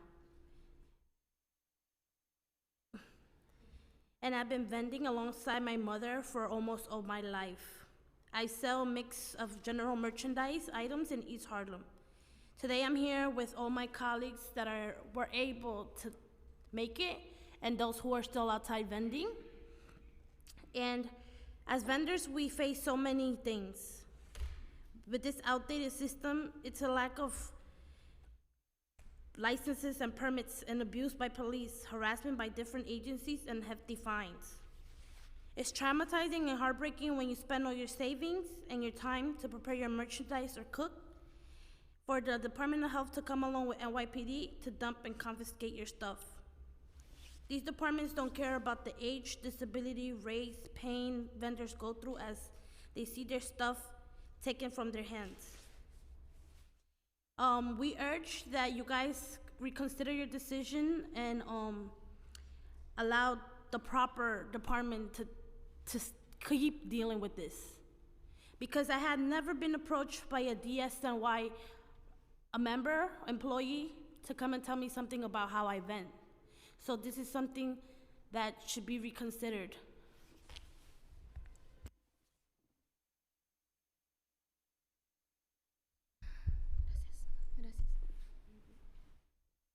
Muy buenas tardes. Me llamo Ana Lucía Maldonado y soy mexicana. Good afternoon. My name is Ana Lucia Maldonado and I'm Mexican. Y soy vendedora de tamales y comida. I sell tamales and food in the streets. Con todo respeto a todas las autoridades de este país, quiero pedir disculpa With due respect to all the authorities in this country, I want to apologize por trabajar en su calle y su país. for working in your streets in your country. No lo hacemos porque queremos hacer el mal. And we don't do it because we want to do something bad. Lo hacemos por sacar nuestra familia adelante. We're doing it because we want to help our families. Porque muchas de nosotras somos mujeres con hijos y no nos permiten trabajar pocas horas, por eso trabajamos por nuestra cuenta. Many of us are single women with children and we cannot work too many hours, and that's why we need to work on our own. Para poder cuidar nuestros hijos, a la vez, In order to be able to take care of our children at the same time. lo que yo quiero es que, por favor, el señor delegado nos dé más tiempo y permiso a trabajar. What I would like is that the delegate please give us more time and permission to work. En mi caso, por mi trabajo estoy pagando la universidad de mi hija. Que In está my por case, with terminar. my work, I have been paying my daughter's college. Que está por terminarla y también ella va a servir la comunidad. She is about to finish college and she will serve the community. Y con mucho orgullo lo puedo decir que con mi trabajo y también la de ella por estudiar. Por eso les pido de favor que nos comprenda y no nos ponga tique a la sanidad o la sanidad que nos lleven nuestros materiales de trabajo. And so, with a lot of pride, I can say I do my work, she does her studies, and I really ask for sanitation to understand us and not take our ability to work and not take our materials. Somos gente trabajadoras, no hacemos daño a nadie. Solo somos hermanos trabajadoras con muchas ganas de salir adelante. We are working people, we are brothers, and we have no evil for anyone. We just want to move ahead in life. Ayúdenos con algunas identificación para poder identificarnos, para que no andemos corriendo, escondiéndonos con la policía o con tickets o con la sanidad que nos lleven las cosas. So Muchas please help us gracias. with some ID, some identification, so that we don't have to keep on running and hiding and having sanitation remove our things. Muchas gracias. Thank you very much. Buenas tardes, mi nombre es Minerva Calderón. Good afternoon, my name is Minerva Calderon. También soy una vendedora ambulante desde hace 14 años. I have also been a street vendor for the last 14 years. Vengo a este país saliendo de México por violencia doméstica. I left Mexico and came to this country fleeing from domestic violence. Gracias a este país he encontrado pues un futuro mejor para mis hijos. Thanks to this country, I found a better life, a better future for my children. Pienso que el DCWP debe seguir a cargo de la difusión de información sobre la venta ambulante y la And I educación. believe that WP must continue in charge of the broadcasting of the information for street vending, junto con la petición de las demás licencias para todo vendedor ambulante. along with all the petition for all the IDs for street vendors, of the licenses, I'm sorry. Recuerden que para mis hijos soy su ejemplo de una madre trabajadora. Please remember that to my children, I'm the example of a hardworking mother. Y recordarles que el trabajo no es un delito. And to remind them, children, that work is not felony. Ya que enfrente de ellos, en el año 2013, solo por vender en la calle, mi mercancía la tiraron y fui arrestada. Because in the year 2013, only because I was working in the streets, my merchandise was thrown away and I was arrested. Muchas gracias. Thank you very much.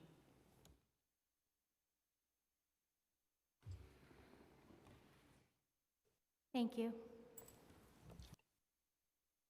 Our next panel will be an in-person panel.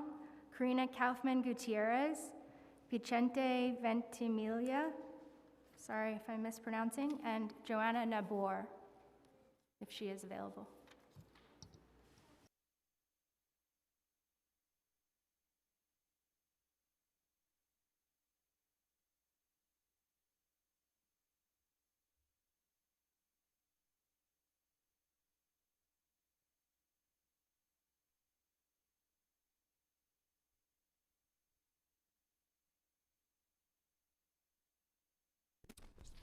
Ok, gracias. Buenas tardes a todos. Mi nombre es Vicente Ventimiglia. Tengo 47 años de estar en las calles. Soy vendedor. He pasado literalmente toda mi vida en la calle. I'm muted, sorry. Okay. My name is Vicente Ventimiglia. I have been a street vendor for the last 47 years. I've spent almost all my life selling in the streets. Vengo a solicitar a ustedes que nos den una verdadera oportunidad con los principales actores para conocer la problemática, discernir y debatirla. Okay.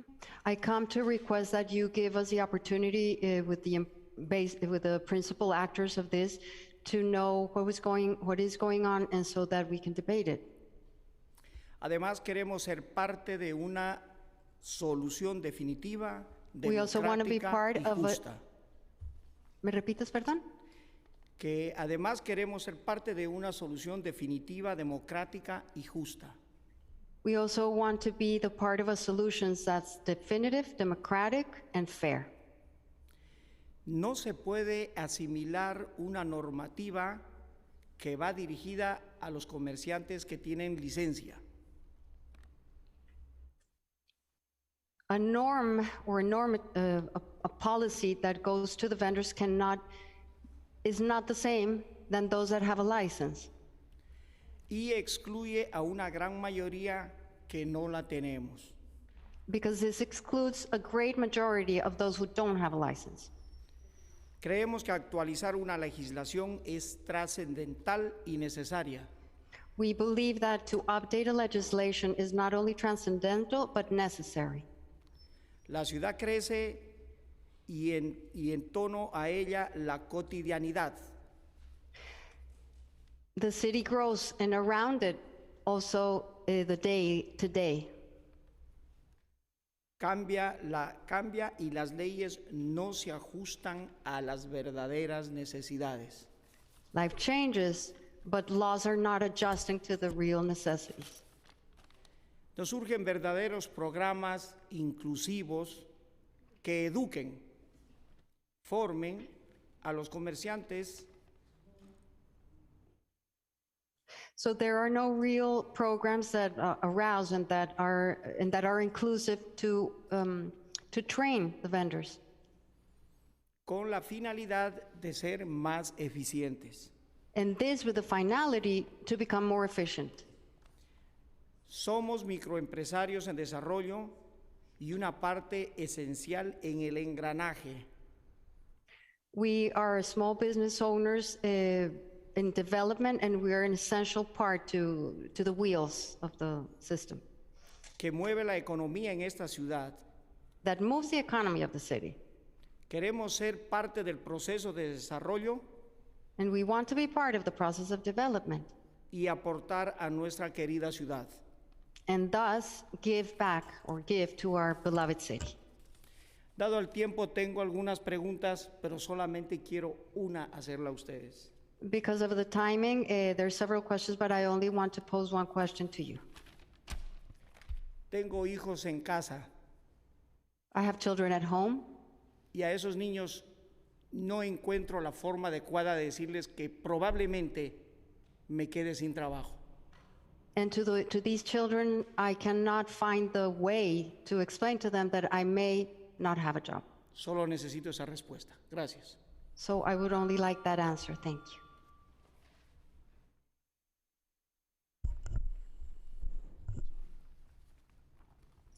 Good afternoon. My name is Joanna. I represent Arnold's Tamales, which is my small street business.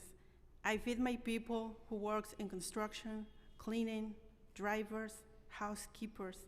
I feed people who are essential workers.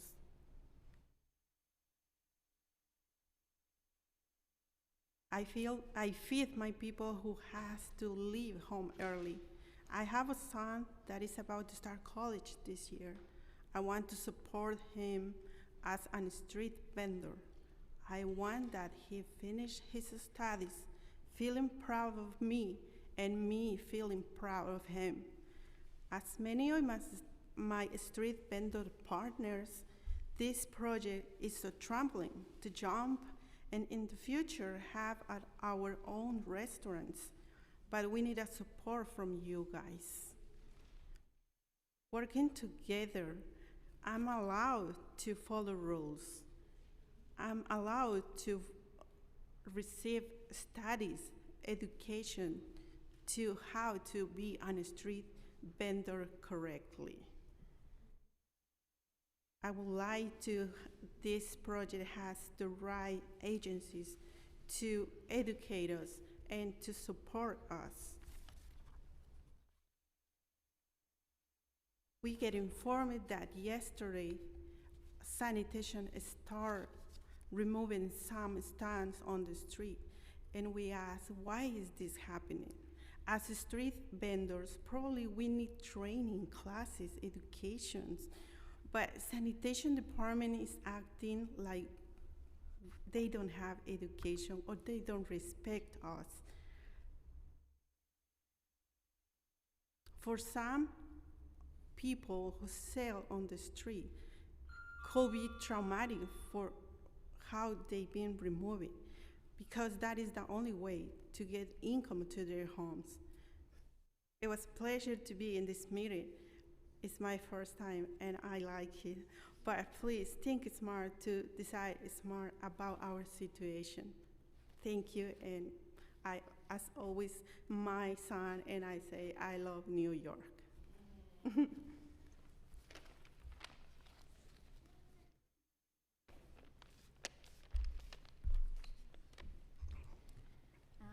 Good evening, I guess, evening now.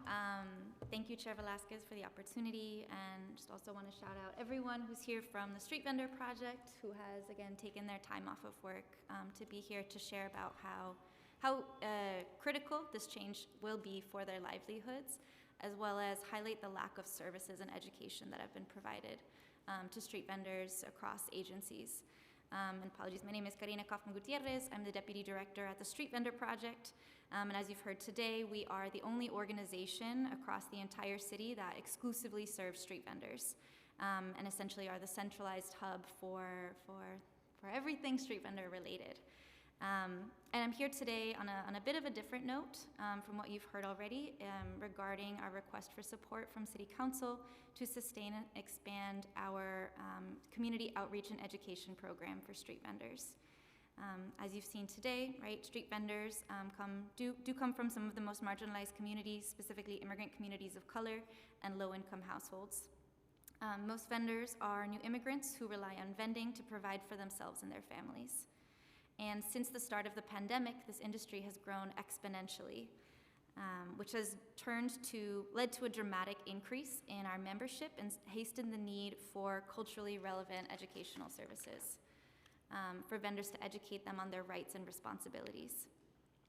We conducted a survey of over 2,000 of our members in 2021, in which folks responded 96% had never received any business training from city or state government, and 97% did not receive any small business loans or grants from city or state government during the pandemic, which again just highlights, and as you heard today, the true lack of educational services for this essential industry, which includes about 20,000 street vendors across the city. And so that's where we step in as an organization. Through our community outreach and education program, SVP conducts multilingual outreach in a variety of formats to street vendors to educate them on rules and regulations, teach them about their legal rights and responsibilities, and connect them to a variety of resources from public health and immigration. And so through our pro bono legal assistance, technical and financing assistance, financial literacy, and assistance with sales tax applications, we are respectfully asking for support to continue to be able to do our work. Thank you.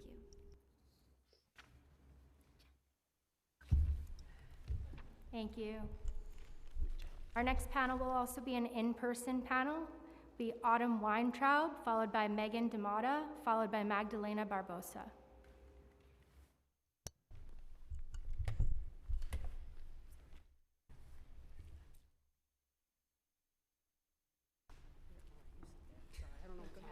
I don't know what's happening. I'm sorry. It's like a booth at a diner. Can you do me a favor? Can you pass me the cup and yes, of course. Do all the cups. How about that? How are you? Do you want some? Oh, sure. Okay. Do you want who first? I don't know who's going to. Okay. Okay. Okay. Look, it's just us now. Just us. This button? Yes, ma'am. Okay. Yes, Thank you.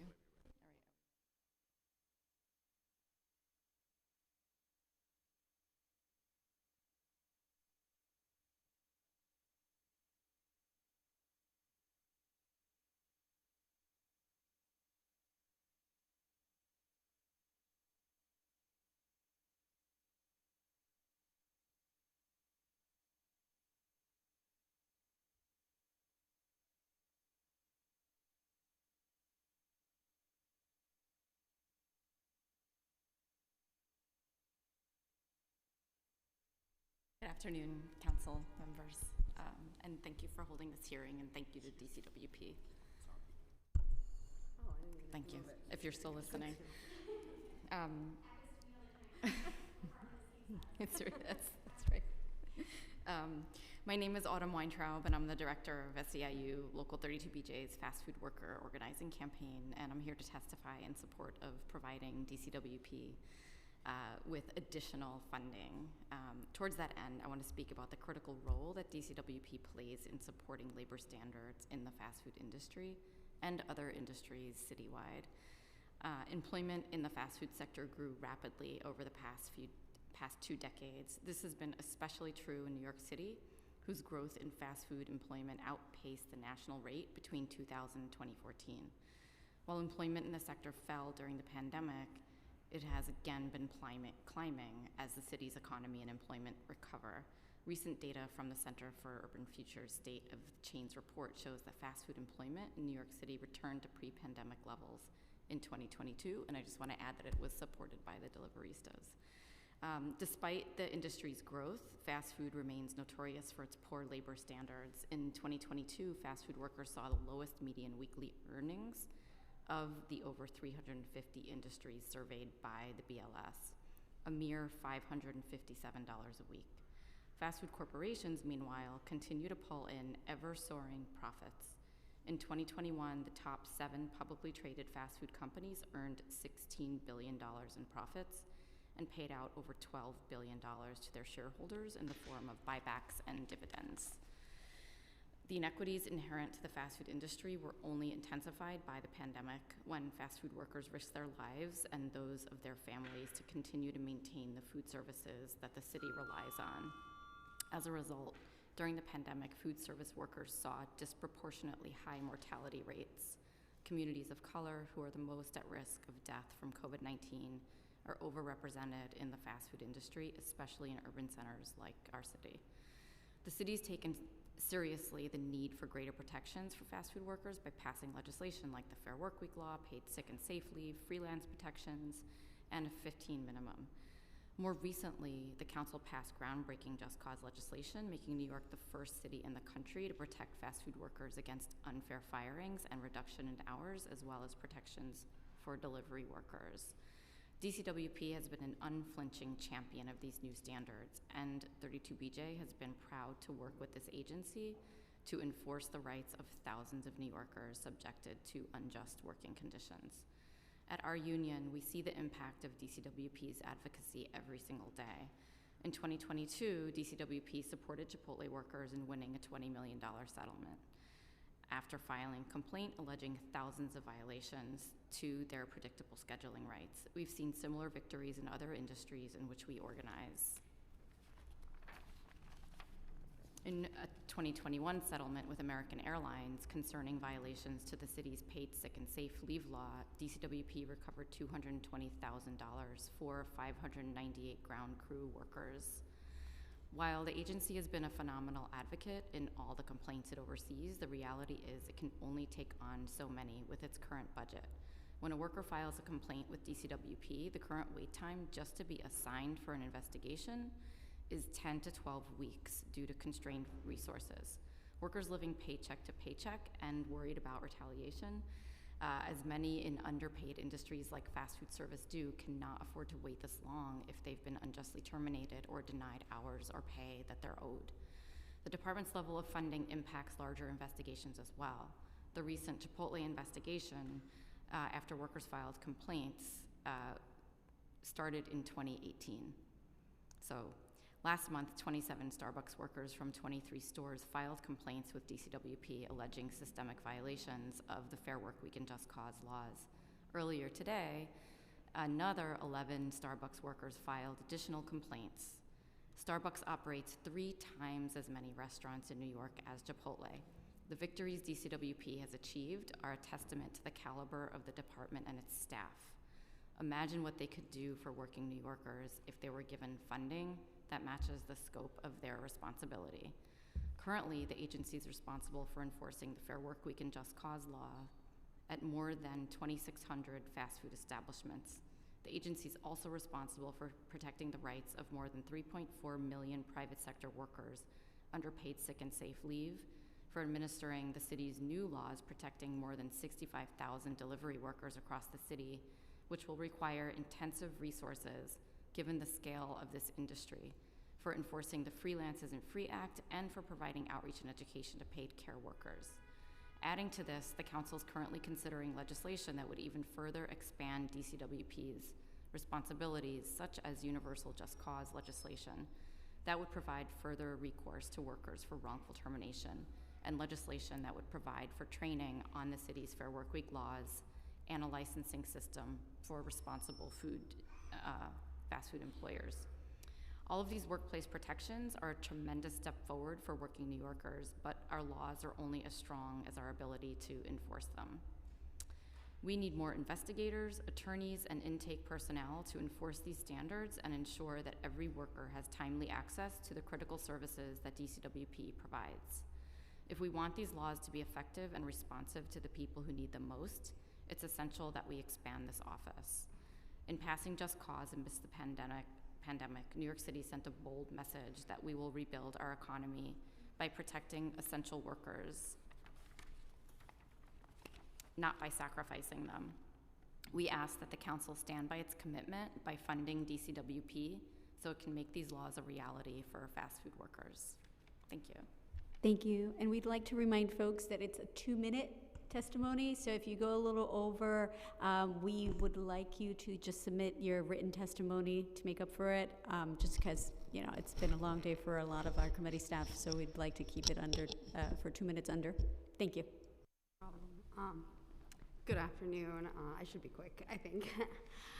Chair Velasquez and the members of the committee, it's an honor to be addressing you today in support of the increased funding of the Department of Consumer and Worker Protections. My name is Megan D'Amata. I'm from Brooklyn, and I've worked for Starbucks for the past 12 years. I love my job as a barista. I enjoy making coffee and drinks and serving our customers and connecting with the members of my community. It's my love of my job that motivates my union organizing. Though my store in Caesars Bay was the first in Brooklyn to unionize, I'm here before you today as one of the 11 new workers to file a complaint with the DCWP for alleged violations to Fair Work Week law. My complaint details my lack of access to a regular schedule, which only became an issue for me after my store won our union election, and the lack of access to additional hours before the company hires new workers. These 11 new complaints exceed the previous batch of 27 complaints filed by my coworkers last month. Together, DCWP has before them 38 complaints from workers across 30 stores from all 5 boroughs in New York City. If we were able to file 38 complaints in 2 months, you can imagine how many more workers are experiencing similar violations and don't have the time, energy, resources to file the complaint on their own behalf. DCWP is tasked with ensuring vitally important protections like Fair Work Week and Just Cause. Both huge victories for the City Council are enforced across New York City. With the appropriate funding and resources, DCWP could help workers like me receive justice. This historic settlement the city was able to reach with Chipotle last August was a huge victory for Chipotle workers that sent a very clear message to fast food companies who use abusive scheduling practices, that the message is, there's a rule for conducting business here in New York, and those rules are to ensure the workers are treated fairly and with dignity and respect. New York has always been at the forefront of championing workers' rights, so I just think we should be supporting more funding for this. Starbucks workers need it. Thank you. Hi, good evening.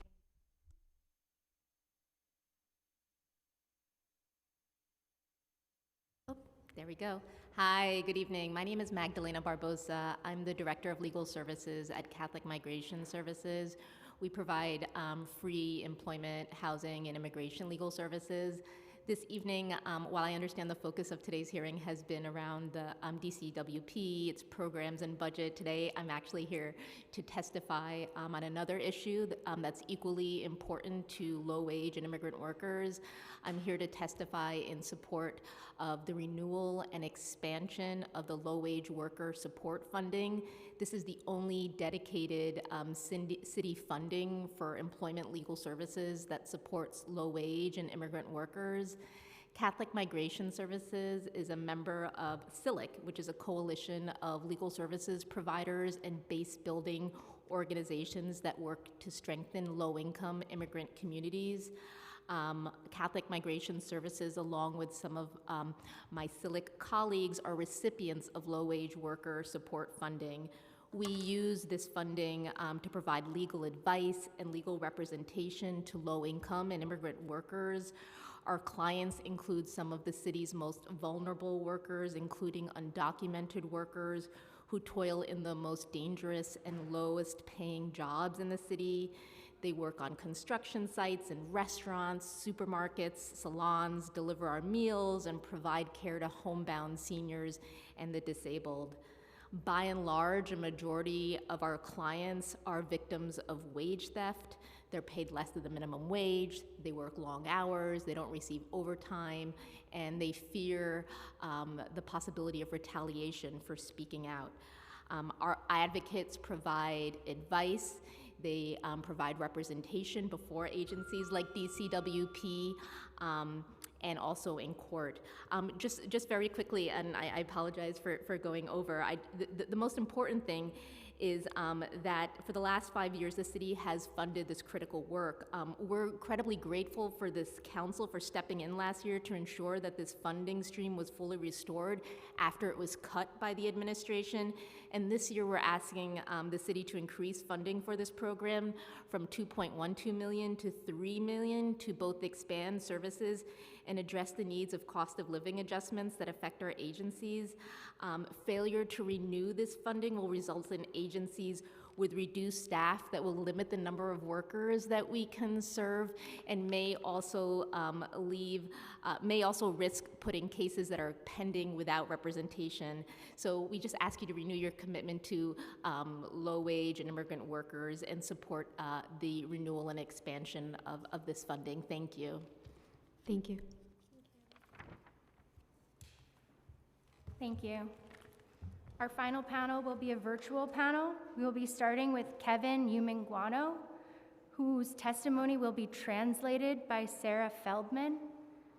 Sarah Feldman will then follow with her own testimony, and then David Orkin. Time has begun. Yep. Mi nombre es Kevin Yumeguano. Tengo 3 años siendo miembro de NICE.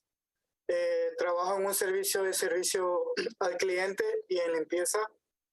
Lamentablemente he sido robo de salario. Conseguí un empleo donde estuve trabajando como supervisor de unas compañeras que conseguí el empleo y estuve trabajando en la compañía NGC Cleaning. Realizaba la limpieza por varias semanas para la compañía NGC Clean. El empleador me dijo que me iba a pagar un fin de semana. Posteriormente me lo prolongó para 2 semanas. Transcurrieron las 2 semanas para que yo tuviera mi pago.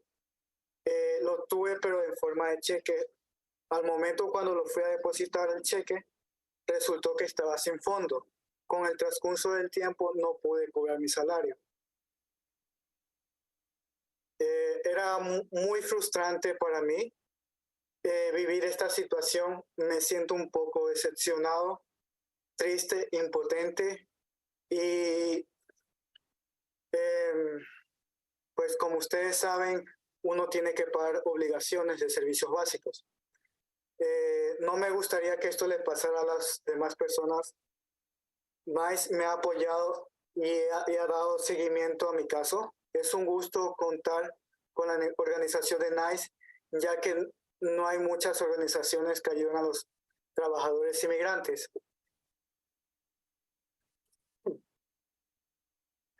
Es por eso que estoy apoyándolos en esta actividad, ya que fui víctima de robo de salario. Y necesitamos detener esto. Necesitamos que den más recursos a organizaciones como NICE, quienes se encargan de atender a los miles y de millones de casos de robo de salarios que suceden en Su la ciudad tiempo ha de expirado. Gracias. Hi, my name is Sarah Feldman, and I'll be translating for Kevin. My name is Kevin Yumiwano. I've been a member of NICE for 3 years. I work in customer service and in cleaning. Unfortunately, I've been a victim of wage theft. I got a job where I was working as a supervisor for some colleagues who did cleaning for several weeks at a company called NGC Cleaning Services. The employer told me that he would give me my pay on the weekend and later delayed it by 2 weeks. 2 weeks passed, and I got my payment in the form of a check. I deposited my check, and it turned out that it didn't have funds. And over time, I couldn't collect the payment from that check. It's very frustrating to have to live in this situation. I feel disappointed, sad, and powerless. As you know, one has the obligation to pay for their basic life services. I wouldn't want this to happen to any other person. NICE has supported me to follow up on my case, and it's a pleasure to have an organization like NICE, since there are not many other organizations that help immigrant workers. That's why I'm supporting NICE in this hearing, since I was also a victim of wage theft, and we need to stop this. We urge City Council to give resources to organizations like NICE, who are in charge of dealing with the thousands or millions of cases of wage theft that happen in New York City. Thank you. My name is Sarah Feldman again. I'm the director of the Worker Rights Program here at NICE, New Immigrant Community Empowerment, and now I'm going to offer my own testimony on behalf of NICE. Thank you so much to everyone who is here today. Kevin's story is just one of the many examples of how wage theft is so harmful to immigrant workers. Today, I will testify in support of the stabilization and expansion of the low-wage worker support funding, which is essential to combat wage theft in New York City. Wage theft is systemic in New York City. It is sadly the business model of the construction, cleaning, and restaurant industries, disproportionately affecting immigrant workers, the population that NICE works with. We know this because at NICE, we receive more than 500 wage theft cases per year. In the year 2022, $1,009,540.95 was reported to NICE in stolen wages by our members alone. But we know that the amount is significantly larger and underreported, since most wage theft victims who are fearful of retaliation or consequences with immigration do not report their cases. We know as well that this is only a fraction of about $1 billion in wages that are stolen from New York City workers every year. In NICE's Worker Rights Program, our organizers do Know Your Rights trainings weekly to make sure immigrant workers are aware of their rights. Workers come to NICE when they experience wage theft. We collect all the information about their case, we research the employer, and contact the employer directly to try to reclaim the stolen wages. When it's a larger group of workers, we organize a direct action outside of the work site, as we did last week at La Macarena restaurant in Midtown, and as we have 2 more actions planned this week, to put public pressure on the employer to pay the workers back. If we're unable to resolve the cases through these direct actions, we collaborate with legal services attorneys, some of which we heard from today, or with enforcement agencies such as the Department of Labor, the DA's, and the AG's offices to investigate these cases. All of this work at NICE is done directly by our organizers, as we have no attorneys on staff. Thank you. Your time has expired. Thank you.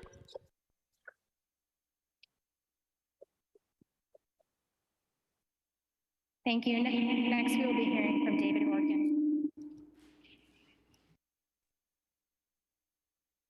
Hello, thank you for having me. My name is David Orkin. I'm a resident of Queens and a worker advocate with Make the Road in New York. I'm honored to present this testimony on the subject of the critical need to ensure city funding to support low-wage immigrant workers through the Low-Wage Worker Support Initiative, or LWWS, and to provide adequate resources to the Department of Consumer and Worker Protection. This is the agency that is primarily charged with enforcing workplace justice laws in the city. Make the Road New York is a nonprofit community-based membership organization with over 25,000 low-income members dedicated to building the power of immigrant and working class communities. Our workplace justice legal team represents hundreds of workers each year in cases to enforce their workplace rights and provides rights education that reaches thousands more. This critical work is possible in large part to city funding through the LWWS initiative. Thanks to this funding, we and other legal services organizations in the CELEC partnership, which was mentioned earlier, have helped workers recover millions of dollars in stolen wages from their employers, fight sexual harassment and other forms of discrimination, protect their rights to paid leave, and safeguard their right to protest these violations free of retaliation. Just this past year, we represented a client who worked at a bakery warehouse and was victim of pregnancy discrimination. Her employer refused her request for accommodation and required her to lift heavy loads, compromising both her health and her baby's health. After that, she was then fired. We were able to reach a substantial settlement, which required the company to retrain all of their New York managers and human resources staff on pregnancy discrimination, ensuring better compliance company-wide. Workers across the city depend on the program supported by LWWS to help them enforce the workplace rights. Your time has expired. Thank you. Please submit your testimony so we can have it on the record. Thank you so much. Thank you. I am now going to call on registered witnesses. If you are here, please use the Zoom raise hand function to notify us that you can testify. Nabia Coyote, Antonia Howes, Amy Zulata. Thank you. And with that, we are adjourned.